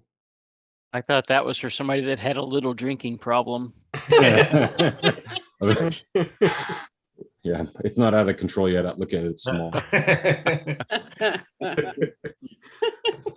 Very nice. Cool. Very nice. Yeah. How old is it? Do you know? No. Okay. I really don't. There doesn't seem to be. There's something written on the bottom. I'm trying to see what it is. Okay. Doesn't say Elmer's. It says patented February 18th, 1896. Oh wow. Awesome. Wow. That's cool. I gotta look at date on mine. I got an old one that my dad had. I wonder how old that thing is. Oh. This stuff here, fluid film, we started using it in the Coast Guard for corrosion preventive on our helicopters, where other stuff didn't work, like piano hinges and stuff. And because we got in saltwater spray all the time from the rotors going around, we're hovering over boats over the ocean. And this stuff is amazing. It's lanolin is what it is. And we get it in bulk and we put it on with a brush even, but you can get in the spray can. And I wouldn't recommend putting it on anything on your typewriter, but if you want something that prevents corrosion, this is great. I mean, that's all I want. I wouldn't, don't put it on your typewriter though. I haven't tried it, but it would definitely prevent rust, but and I haven't seen it gum up either, but I wouldn't recommend it for any kind of lubrication. Yeah. Keep your sheep soft and manageable too. Exactly. And it's biodegradable. That was one of the big things, is it's lanolin is what it is. So they can use it in the food industry even. Excellent. On machines in the food industry, they use it because it is, you could ingest it and it won't hurt you. Ah, okay. That's important. Well, Brian, I wanted to thank you for the little remote reporting, but there were not really any typewriters, huh? No, I didn't see it. Just that one toy typewriter is all I saw. Yeah. It's been bare a few times. I found my SM9 and a brother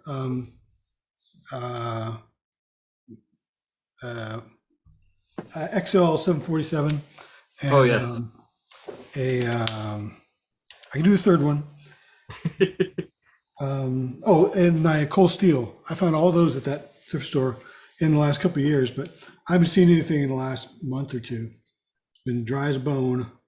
I did find this it's very nice doggy doorstop. Can you see it? Oh, yeah. Let me zoom in on you. Yeah. There we go. Oh, cool. Yeah. This is for at my gym. There's a dog that one of the ladies takes out to go potty in the courtyard, and the door closes behind her. So this is to keep the door open when she does that.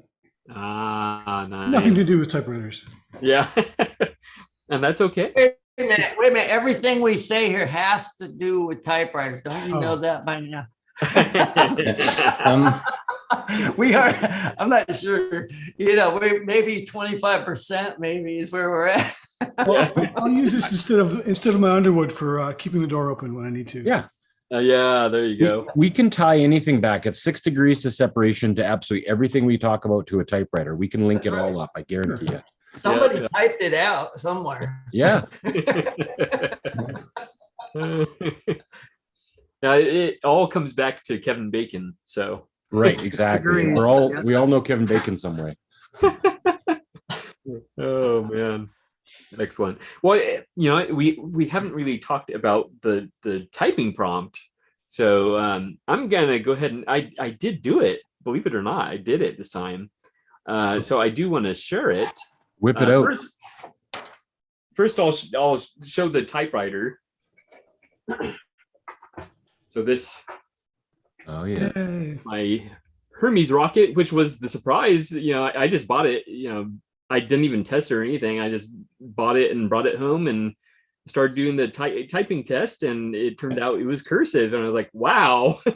It still looks orange. I know it's probably off, but it's orange, isn't it?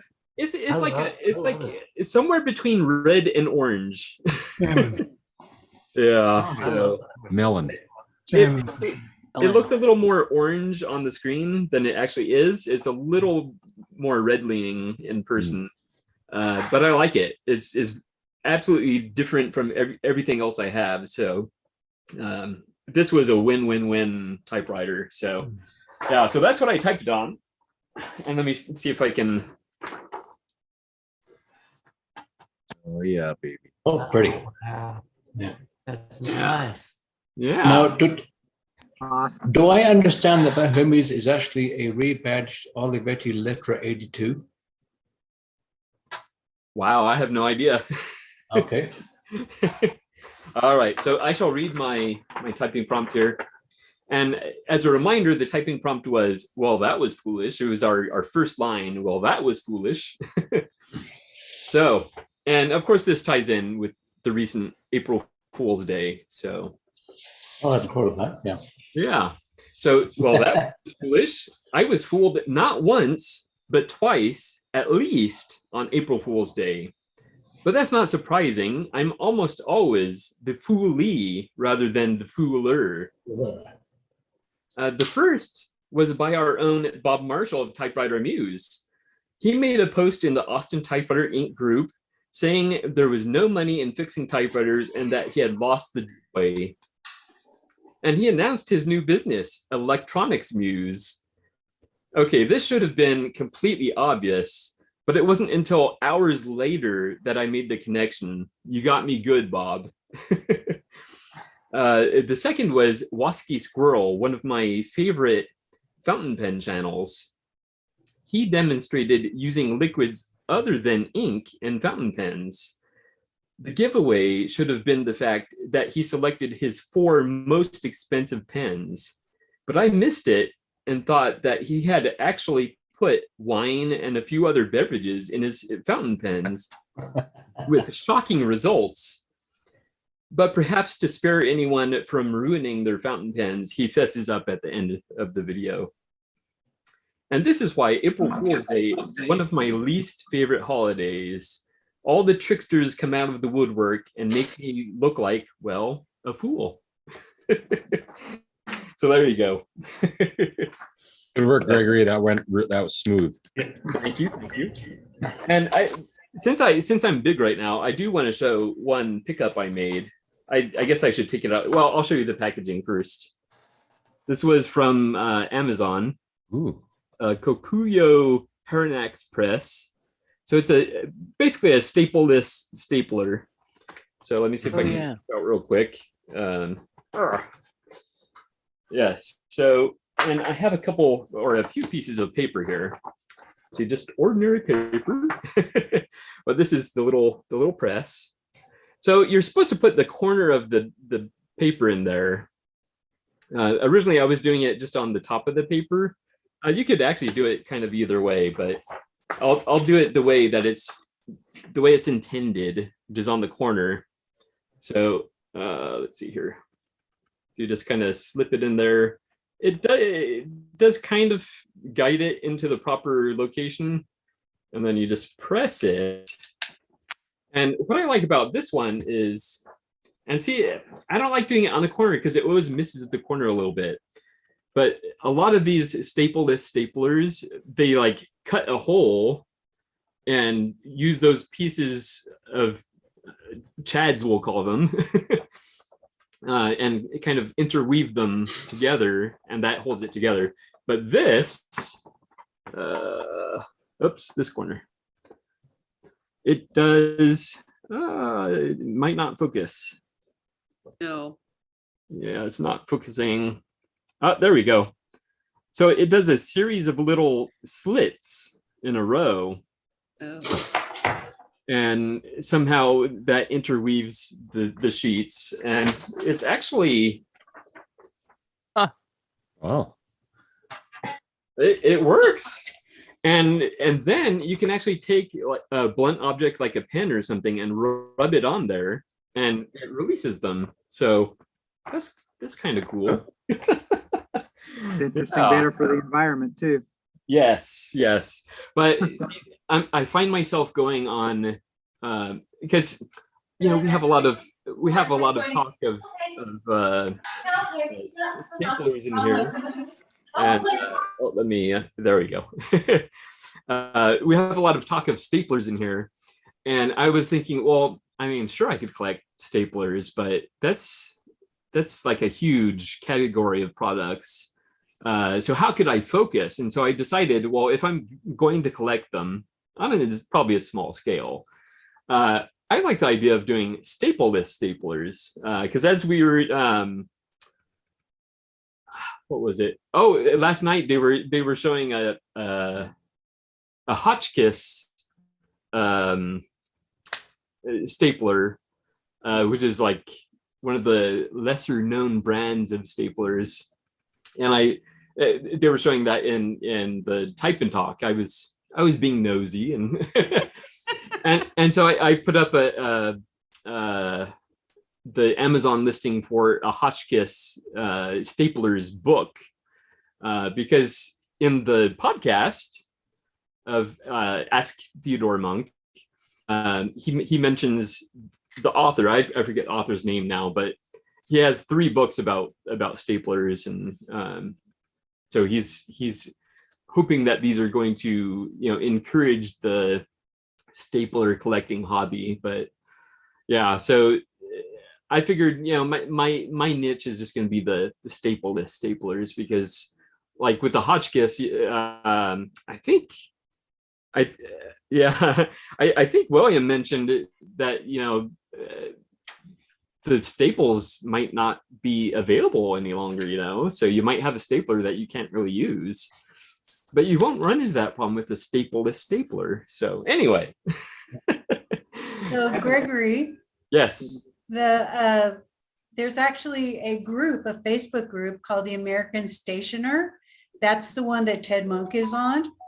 And they do all kinds of vintage office equipment. And since I get most of my typewriters from estate sales, and I've just changed a room in my house to my typewriter / office, I've been collecting a lot of these old things. And I have one of those stapleless fasteners. This is from like 1910, I think. Oh. And it works like you said, that it puts a little hole.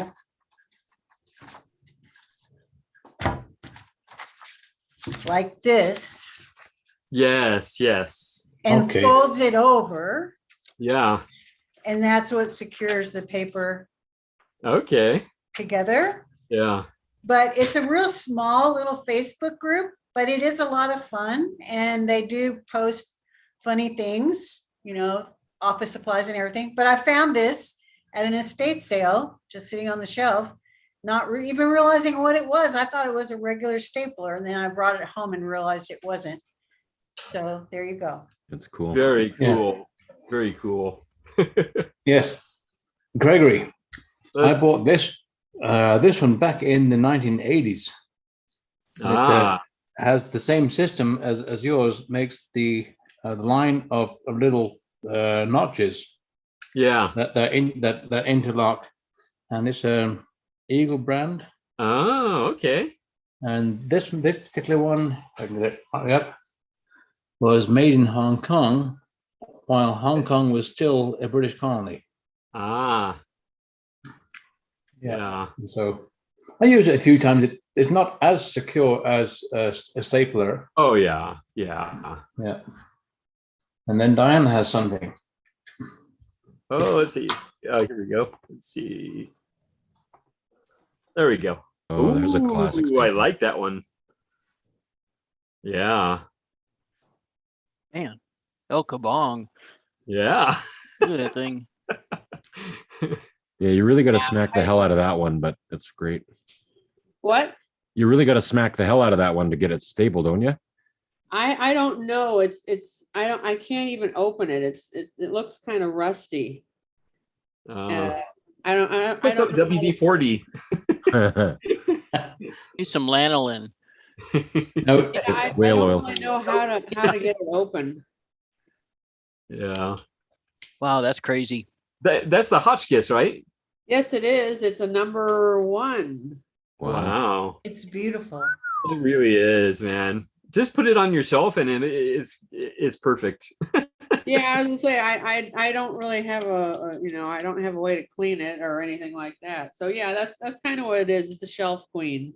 Yeah. Well, if you're rich, then just take like a gallon of gasoline and put a little oil in it and soak it in it for like a week or so. And that really, I'm serious, they'll probably clean it up. Wow. I want to get this thing working. Oh yeah, I fixed a bunch of those, Diane. They're fun as heck. I like that one too. But it's the numbers on the inside are jammed. Oh. Just do the same thing you normally do for typewriters. Just get some alcohol in there, soak it a bit. It'll free up the crud. The wheels will start turning. Use a wood peg wood. And then once you start turning, they'll loosen that stuff up and then it'll be back to normal again. Oh, well, and there's like an ink pad there. Does that, oh, that's probably dried out anyway. Yeah. It's one of these, get a little pool of alcohol and set it in there for a little bit. The one product I do use is Seafoam Brand's Deep Creep. What? Deep creep? Deep Creep. Yeah, Yes. that's what I said. Sounds weird. It does. It's a combination of pale oil, naphtha, and isopropyl alcohol. Huh. It soaks into things, gets things loosened up. The alcohol evaporates. Alcohol removes moisture. The naphtha penetrates, and then the oil lubricates. The alcohol and naphtha evaporate, leaving just a very fine film of light oil. Oh. So check that out. They probably sell it at Walmart. Deep creep, huh? Okay. Yeah. Just don't ask them for it because they'll look at you funny. Yeah. Or they might lead you to something you don't want to experience. Yeah. Exactly. The guy out in the back alley. Yeah. Radiohead. Yeah, this one has an option of consecutive, duplicate, and triplicate numbers. Ah. Wow, that's fancy. Oh, and Okay. repeat on the bottom. So it goes all the way around. Maybe. Oh yeah, there it does. Wow. So if you just want to do the same number over and over? Yeah. Yeah. So if you are a number of duplicate and triplicate forms, you'd number, just number, turn, number, move that form, that would advance one number. Exactly. So there's one model higher than that called the Bates 8. And instead of the 4 different things you could choose, it had 8 different ways. So you could change the number after 2, 3, 4, or 5 of the same thing. And it just somehow knows how many times you stamped before it'll switch the number over to the next number. So it'll do. Oh, yeah, this is a number of a 6 style. Yeah. Yeah, they're pretty. I started collecting those too because I've got nothing better to do, obviously. Anyway. Well, it was part of this this big estate where I got where I helped them clean it out, and it was just one of the little things that I decided I wanted. So they were happy to see, you know, most of it go away, and by the time we were all finished with it, they were left with, they still had a mess. They had some of those big adding machines with the glass. I would have loved to have brought one of those, but I didn't have space in my car or my living accommodation at the time. Yeah. Well, that's very cool, Diane. Thank you for showing that. Curry, how are you doing? Take me a second to unmute. When I came in, I don't understand sometimes why some of these, like, usually you go in muted, but this time I went in unmuted and there was lots of blah, blah, blah, blah, blah in the back. I'm like, oh, I saw you going to mute me. I'm like, oh, quick, mute. No. Yeah. You saw me doing that? That was my fault. So I was like, who's the culprit? I thought it was Bertie. This guy. How are you?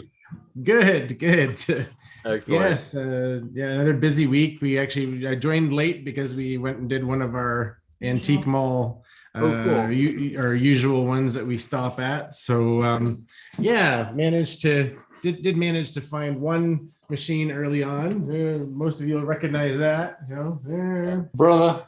Good old brother. But you can't get open without dropping it on the floor. Too much stuff. So, little activator Nice. 800. Yeah. Yeah. So pretty good shape. Yeah. That model is great. Yeah. Nice. So that one will get cleaned up and go on the shop because I have enough of these darn things around here. So Curry, the serial number on that one is. Sorry, the serial number? Yep. It'll be on the back. Secret. It's secret.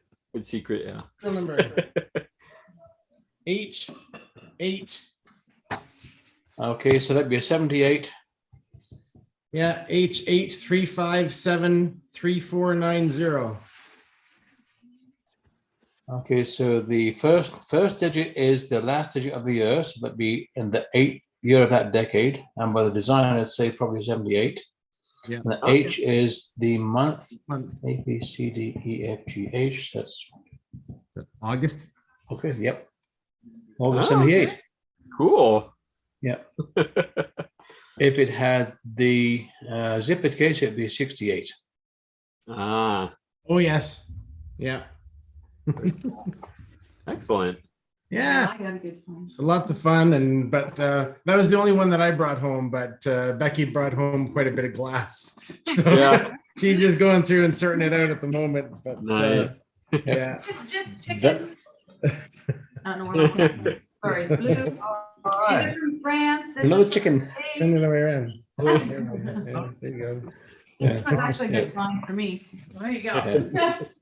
I'm not Yep. reselling though. Those little brothers are the handy ones to have in your car. So no matter where you are, you can just pull it out and type. Yep. Little Yeah. plastic box. No, I like your little one. And the brother thermal is the favorite at the moment, and you don't even need anything, and you're not disturbing anybody when you're typing. Yeah, so sure. Exactly. Yeah. Yeah. So there's that one. I did get some Gregory's batteries. language. Put D Yes. batteries in it. So take that one and try it out. There's a new coffee shop that just opened up not far from us. We were there yesterday to check it out, and Cool. so they'd be keen on having some typers come and hang out. So yeah, if they get a few folks together and bring some typewriters along, and for anyone that shows up wants to try them out. So Nice. yeah. Cool. Yes. Yeah. Ken, we were talking about the draw band tension on a typewriter or the draw chord. I can find myself. This is the little scale that I happen to score in a job lot of stuff. You can't quite see the figures on there because this camera isn't the best. Yeah, you can see that. But it works either to press the one end, Okay. or to pull on cool. on the other end. Works And either then, way. This tab gives you the side towards you right now is pounds, and the other side is kilograms. Okay. And where do you get? They still make those, or I guess you get. Oh yeah. This came in a briefcase full of typewriter repairs from a fellow who used to work for Southern Stationers in Lethbridge, and his daughter was selling the parts. And look up spring scales. You'll find there's brand new spring scales still too for other project work. Yeah, and then for oiling, this little tool also came in the same kit. There's the needle. You press the plunger, and the ball comes out, opens it. Oh. so you can then apply a drop of oil. Or half a drop. You refill it in there. That wire is what operates the ball valve on the end. And then for getting the plastic case off the Smith Grinnell Corsair, there's a twisting tool. You reach in, twist that tab, then they can lift the case off. I think this is the right tool, but the one at the corner may be cut the other way. I'm not totally sure. So just some things. Yeah, very cool things. Excellent. Find a machine shop and take something off my screen door that's got the little thing and see if they can calibrate it. Maybe they can. No, I'm joking. I don't know if that'd work. Either or go down to your favorite sports store and get the smallest fish scale you can. Oh, there you go. Yeah, that'll work. Okay, we'll try that. Thanks. Yes. Because I really do like the Hermes. I mean, I should be honest. My wife likes this setting out better than she does that green and sandy Smith Corona. She likes to decorate with the Hermes better. Yeah. But I'm trying to be intentional in typing, you know. I heard one theory about the color of the Hermes typewriters. After World War II, the Swiss Army had lots and lots of olive drab paint left over. So they mixed that with white to get the seafoam green. Oh, there you go. Okay. Yeah. Yeah, that makes sense. Yeah, it is. I mean, as long as I'm intentional about doing, really pushing down correct form, it comes out okay. It's just on the Rocket and on the A5, the old Smith Sterling. It's like I don't even think. I mean, whatever I think just comes out, and I don't have the issues with it. So it just seems to be an easier typewriter. But then it could just be that specific one, where the Hermes maybe needs some work done on it as well. So yeah, need to get a new platen. I need to send it somewhere. The guy here in San Antonio passed away a couple years back, so I'm not sure where to. I don't really want to ship it. Find somebody local, maybe and take it up there and get it, leave it for a while. But, yeah. Excellent. Did anyone else have a typing prompt? Bill, maybe? Yes, I've got mine. It's short. Okay, that's acceptable. Well, that was foolish. The typewritten autobiography of Bill Guthrie, coming in August 2028 to booksellers and recycling centers nationwide. That's good. On the New York Times bottom 10 list. Yes, yeah, exactly. Oh man. I've got one too. Okay, go for it. I wish mine was as short as Bill's. Sorry.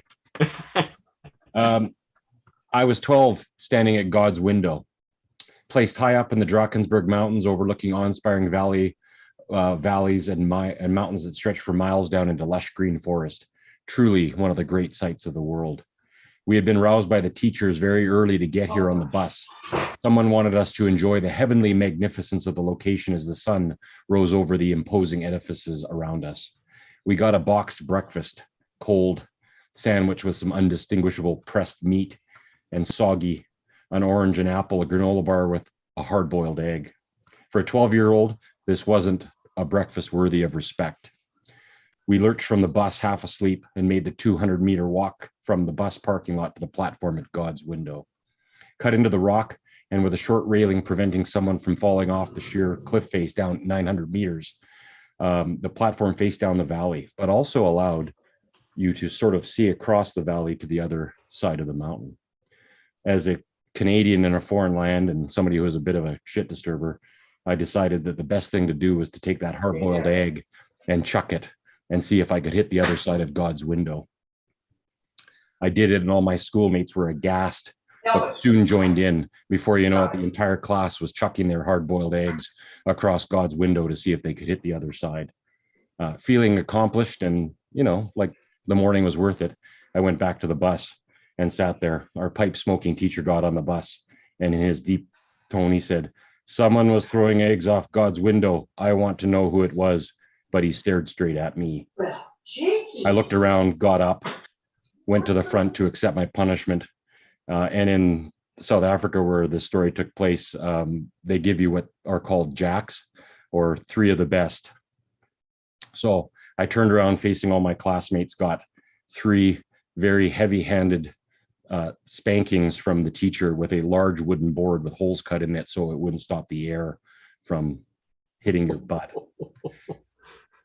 Mr. Bully, I should have known this kind of disrespect to our Lord is unexcusable. You're going to have to get 3 of the best for his lack of respect. After receiving them, I carefully walked to my seat, but could not sit down. My classmates looked at me sadly, yet with respect, but no one dared speak to the boy who was on the outs. As I gingerly sat on the side of my butt, I was happy I'd worn my swim trunks underneath my sweatpants that morning. It probably had saved me. My seatmate Zoltan leaned over after the bus departed and whispered, "Well, that was foolish." I nodded, but somehow felt that God enjoyed it anyway and appreciated what I had done. Excellent, excellent. Wow, you're a writer. Well, that's awesome. As a Canadian living in a land that's much more, I don't know, respectful when it comes to school, and having come from Canada where we were not as respectful, and they're definitely more God-fearing than we were over here in Canada.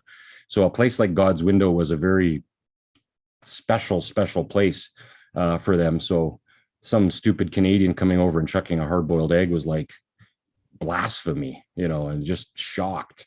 So yeah, I had a big red butt for hours and hours after. Oh, man. Wow. Excellent. Thank you for Anyway, sorry that was so long. No, that was great. That was great. Well worth it. I got a song if you want to hear the song for April. I did it for April Fool's Day. You might have heard it already if you want to hear it. Yeah, go for it. I gotta put on my April Fool's glasses.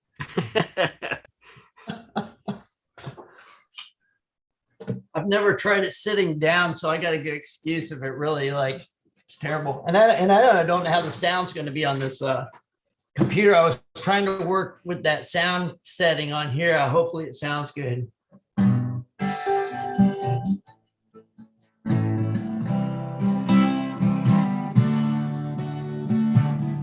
It might be the best holiday. Nothing quite beats April Fool's Day. Nothing that I need to buy. It's almost free. No decorations to apply. No big parades that I'm aware. No sports to watch, but I don't care. I can see that memes abound on Facebook and all around. I'll just write songs, or at least try.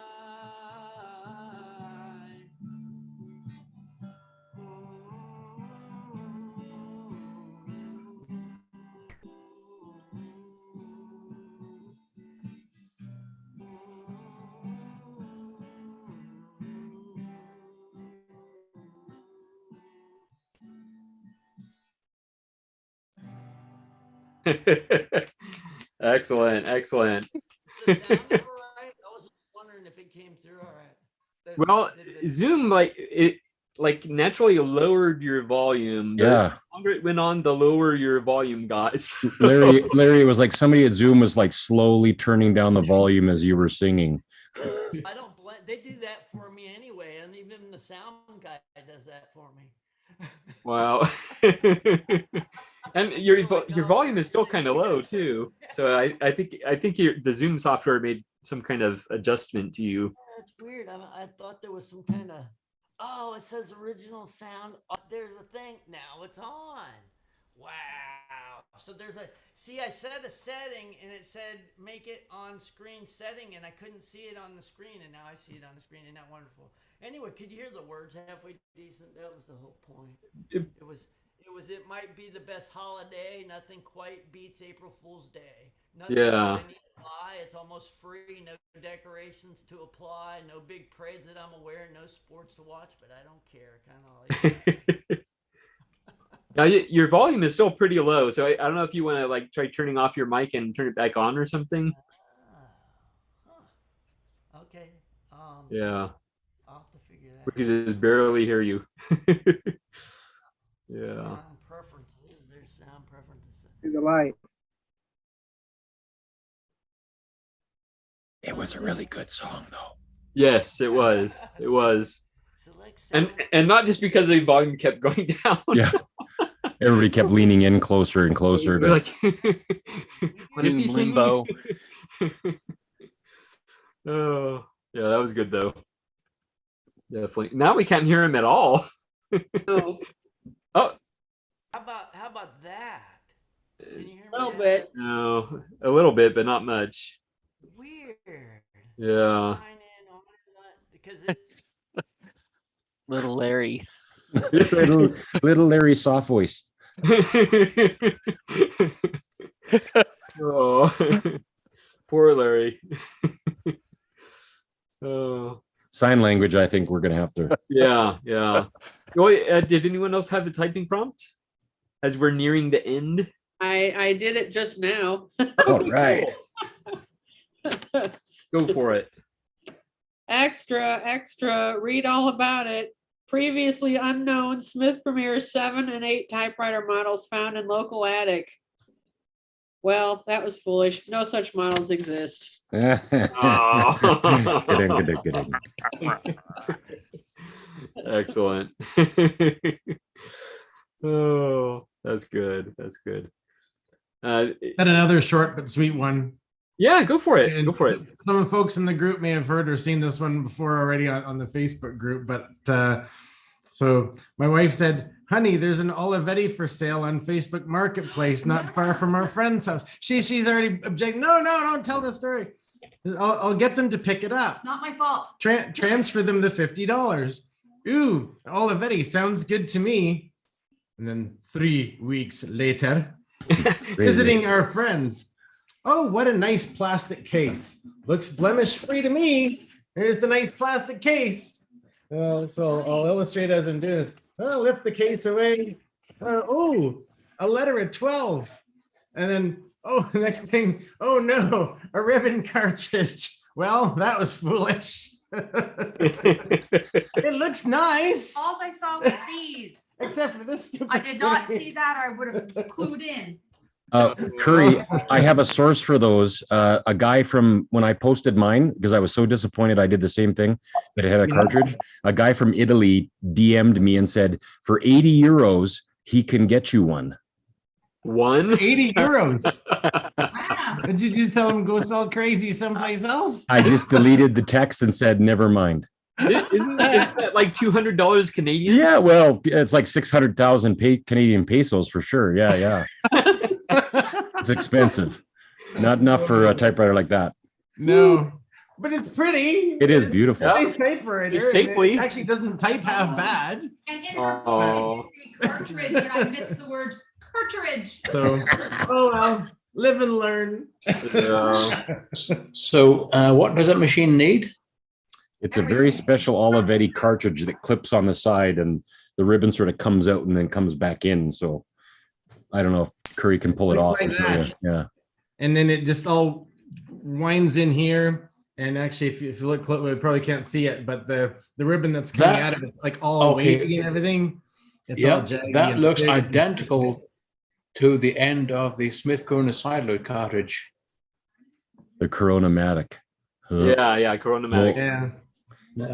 At the Coronet. Oh, Coronet, yeah. Yes. The Smith is probably free.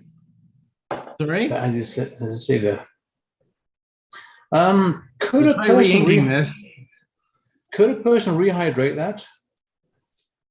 Seeing as that one has the turn knob on it, a variable speed electric drill to the red knob, get it turning, get the ribbon going round, then dip the end in I don't know, Varsol oil solution or acetone oil solution. You know what, William, that's a great idea. Curry, why don't you ship that out to William and let him work on that? And then when you've got it all done, he can ship it back. Where's that going to be on William's priority list? Probably right at the top. Somewhere behind the ray gun. Well, if you've only got one, I'm not. Yeah. I'm not entrusting it to Canada Post. I don't know. I hear you. $200 then. 80 euros.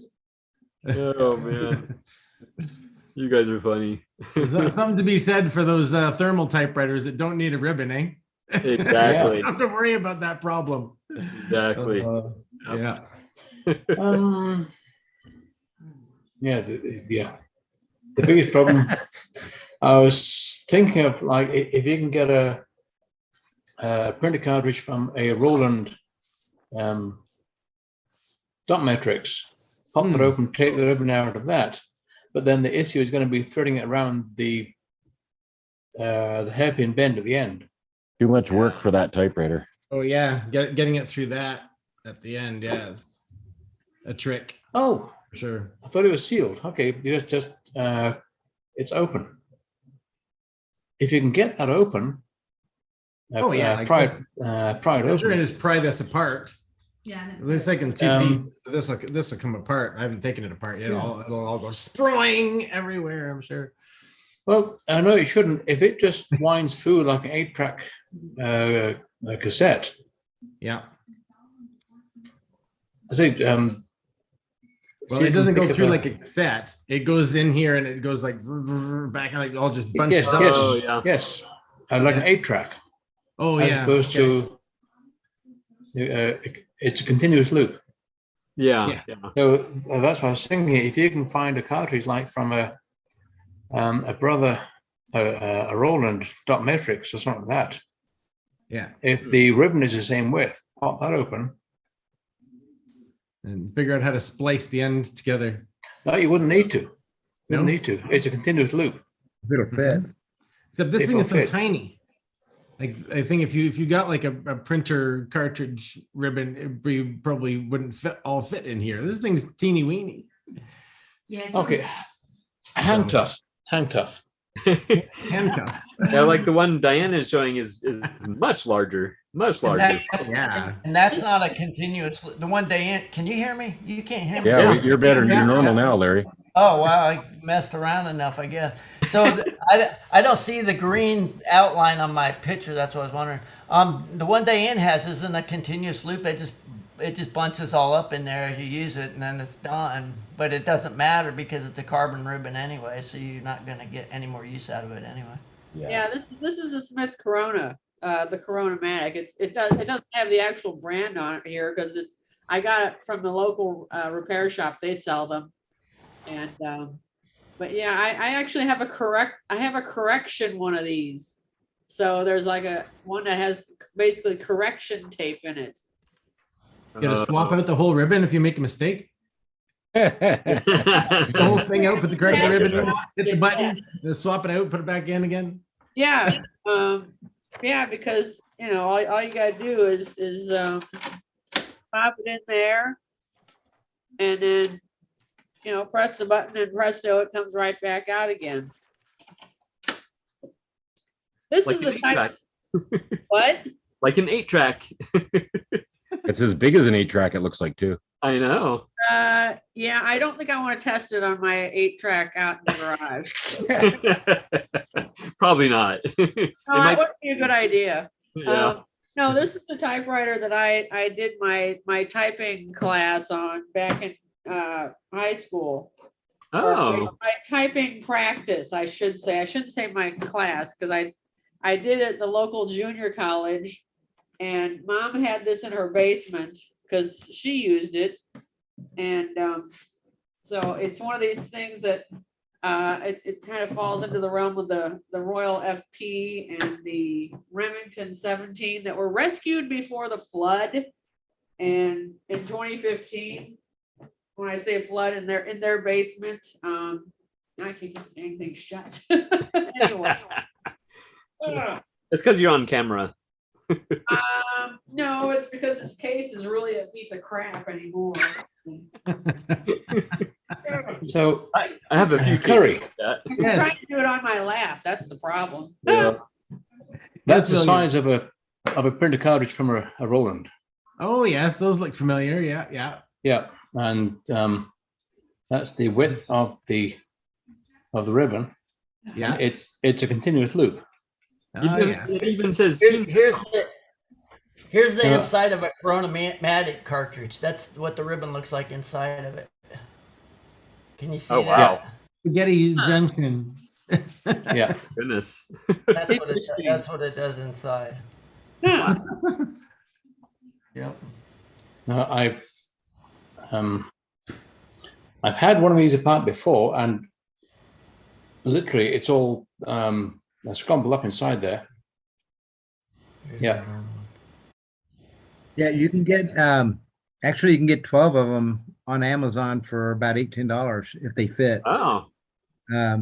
There's another place that has them for $2 if you just want to try one. It's like $2.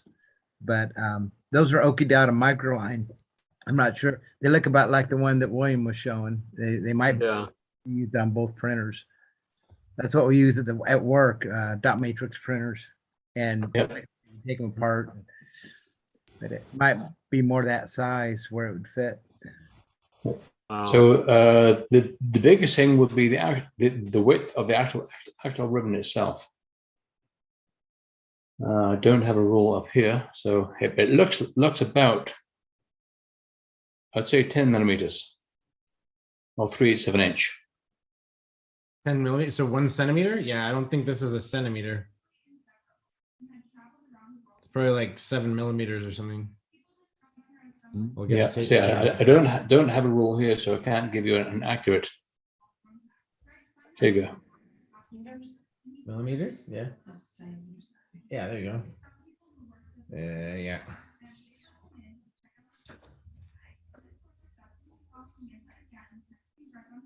Okay, if you're trying to measure 7.5. Yeah, if you're trying to measure if you're trying to measure something with a tape measure, don't use the very end. Go to the 10 millimeter or the 10 centimeter. Then go from there. So using somewhere in the middle for more accuracy. Yes. It's more like 8 millimeters. 5/16, 8 mil, 5/16.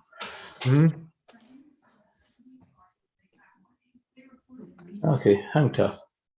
Okay. But that's all we do here is hang tough, so we're good. You guys are a trip.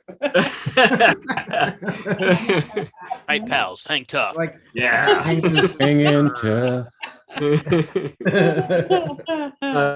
While we're waiting for William, did anyone else have a typing prompt or any questions or comments or? I'm sorry to be rude. This is thrilling watching Curry measure ribbon, but I'm going to leave. So thank you very much, everybody else. See you next week. All right. Thank you so much, Sean. Yeah. It's always a riot having you on here. Hey, it's all right being with all of us together. We're all a bunch of weirdos together, and I like that. Yep. All right. All right. See ya. See you next time. I'm also going to say goodbye. All right. Thank you so much, Susan. Thank you. I had a great time. See you next week. Yes. See you next week. Bye. Bye. Yeah. I also, I've mentioned the podcast a couple times, but I do want to say for the general public that isn't aware of the podcast that Type Pals does have a podcast, and you can listen to it at podcast.typepals.com. It's also on Apple Podcasts and more recently on Google Podcasts, and it's it's making its way around the internet now. So just search for Type Pals Podcast, or just go to podcast.typepals.com. So, and that's gonna be on Thursdays. So yes, I heard Ted Monk's interview. I listened to that whole thing. Now you just have are you doing it once a week? Is that what you're doing, or once a week? Yeah. So the next one is going to be Joe Van Cleve. All right. That's going to be the second special episode. And then we're going to go into like regular episodes. And several people have already participated in the podcast, making recordings for me. including Diane. I appreciate that, Diane.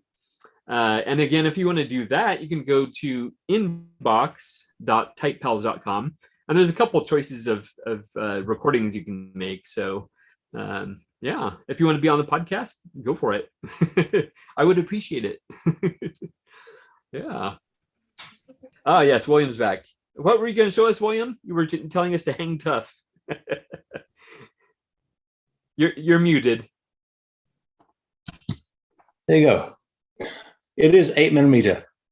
Ah, okay. Okay. So it may work. And well, if nothing else, I'm getting my daily exercise because every time I have to go somewhere, it's down in the basement, upstairs again. Oh, oh man, you're gonna need a nap after this. No, keeps my legs strong. Oh, okay, okay. And we call in America anyway. We call that a machine scale. I'm a machinist scale or machine scale instead of a ruler. In case anybody didn't know the technical term, because it's got the little. Some of them even have thousands on them. Oh wow. I don't think you'll ever find a steel rule with thousands on it. Maybe yeah, I got a brown and sharp in there. Maybe 1/64. I'll get this is a machinist scale, and that yours is a Blue Point, which is not a big brand for machinists, but mine's a brown and sharp, and it's got thousands on. I'll show it to you. Hang tough. What? Hang tough. Yeah, we'll hang tough.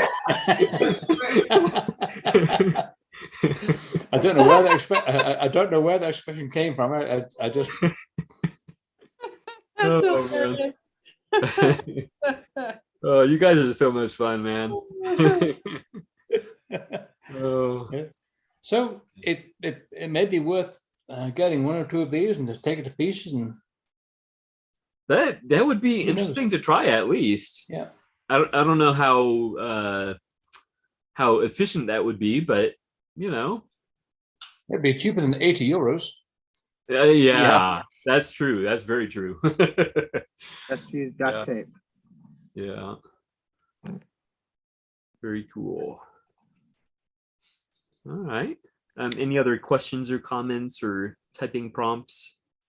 Yeah, what happened to Dan? Yeah, he hasn't been back in a little while.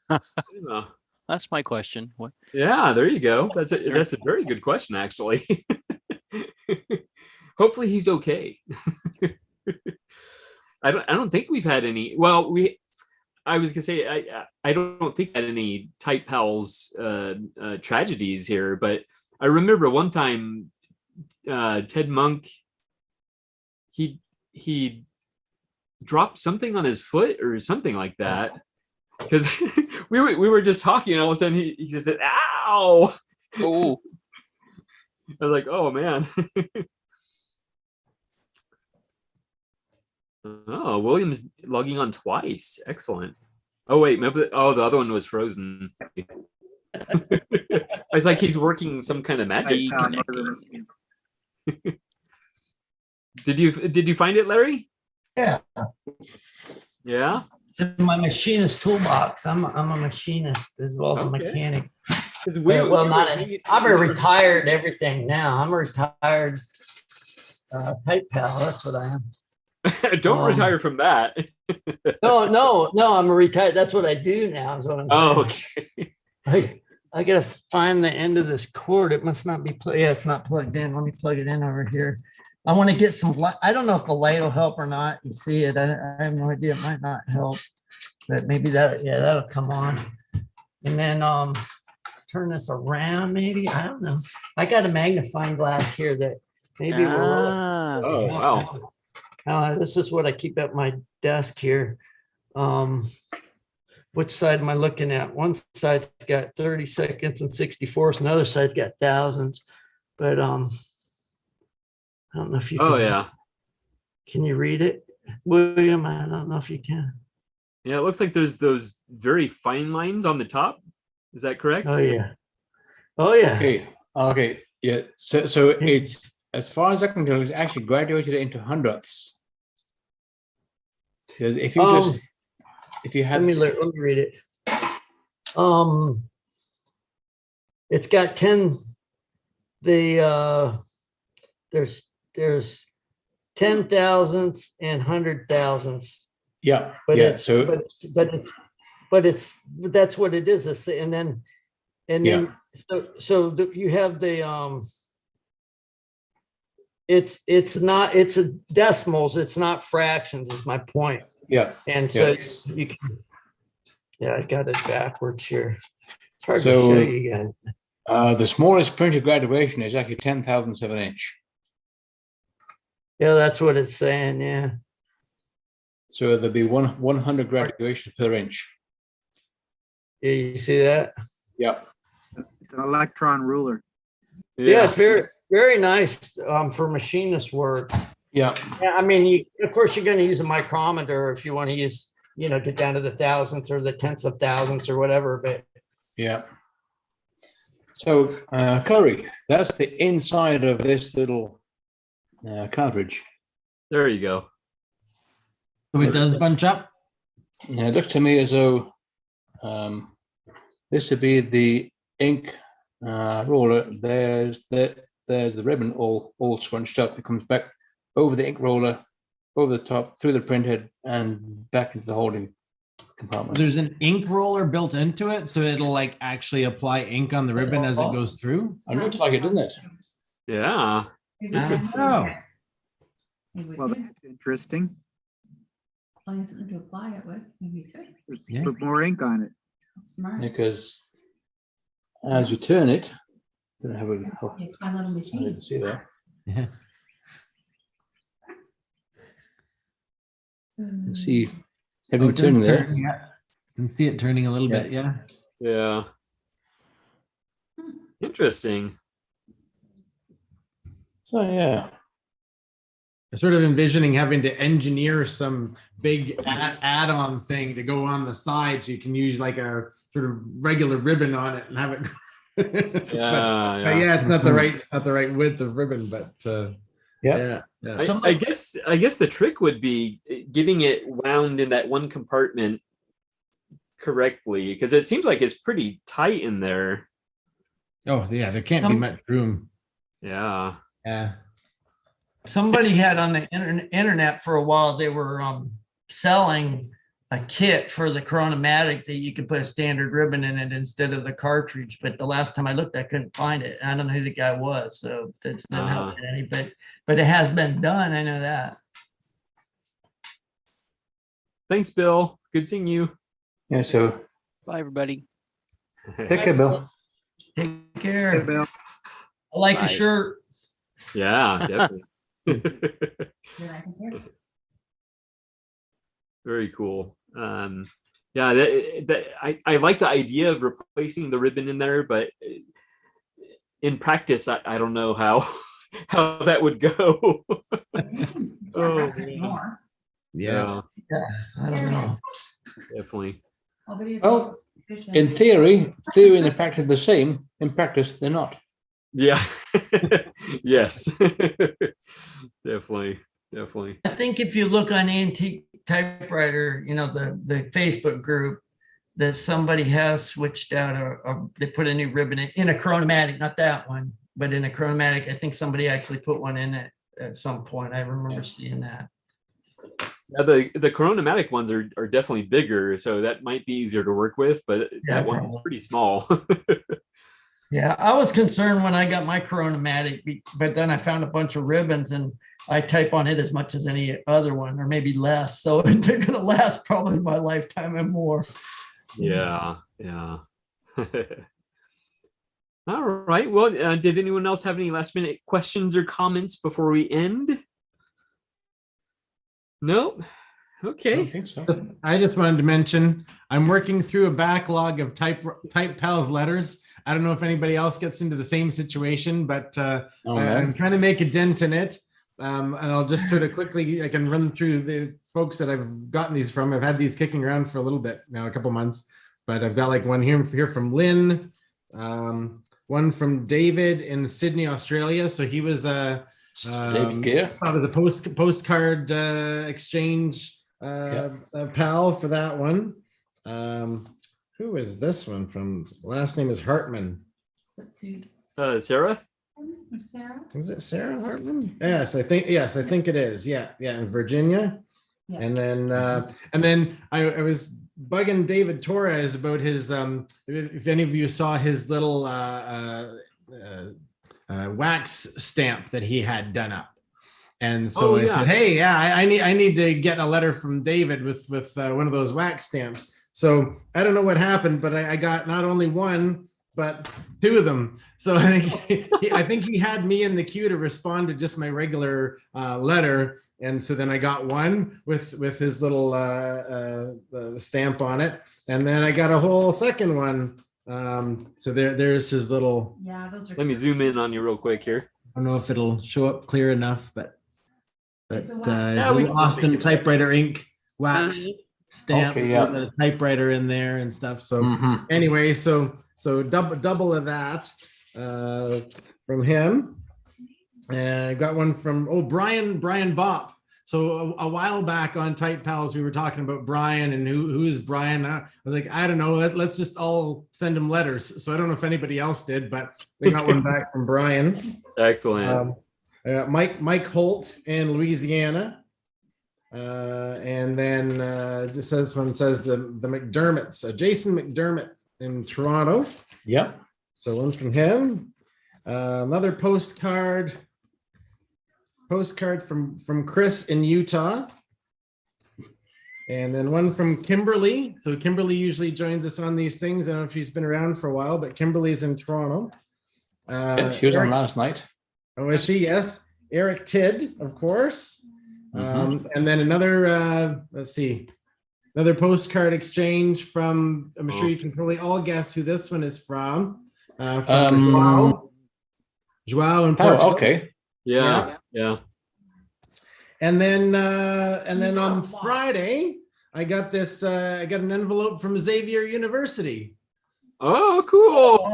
Richard Holt. Yeah. And cool. It's pretty cool. Indra was just asking about, did anybody have letterhead from the different typewriter manufacturing companies? So you can see this one, he's actually done it on letterhead. Oh, it's just like a photocopy, but it's the Remington Typewriter Company in Alexandria, Virginia. All right. So it's on letterhead, and it's got all, like a bunch of different models of it down the side. So I thought that was cool. So, yeah. So yeah, that's I got to work on this backlog of letters, but also I have a postcard for last month or month before, so I didn't sign up the last time because I still had that backlog. I still have a backlog of one. So. Yeah. Oh, that was pretty good one compared to like 12 that I have. Hurry. Letters. Oh, look at that. Larry. Curry, if I send you these, will you do these for me?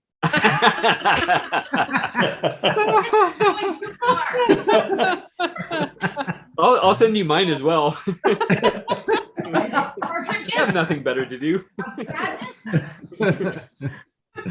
Oh my goodness. All right, guys. I think we'll end here.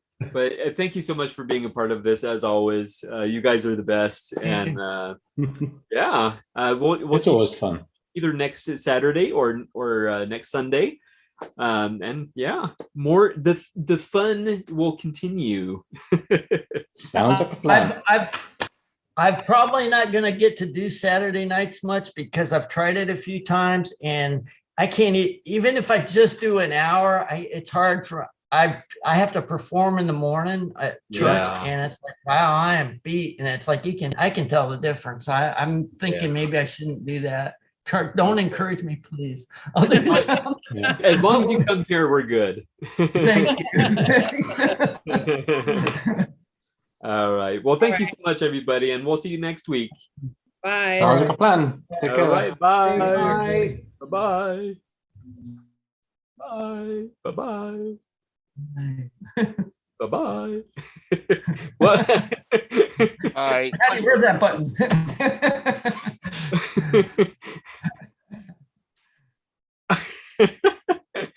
Okay, bye.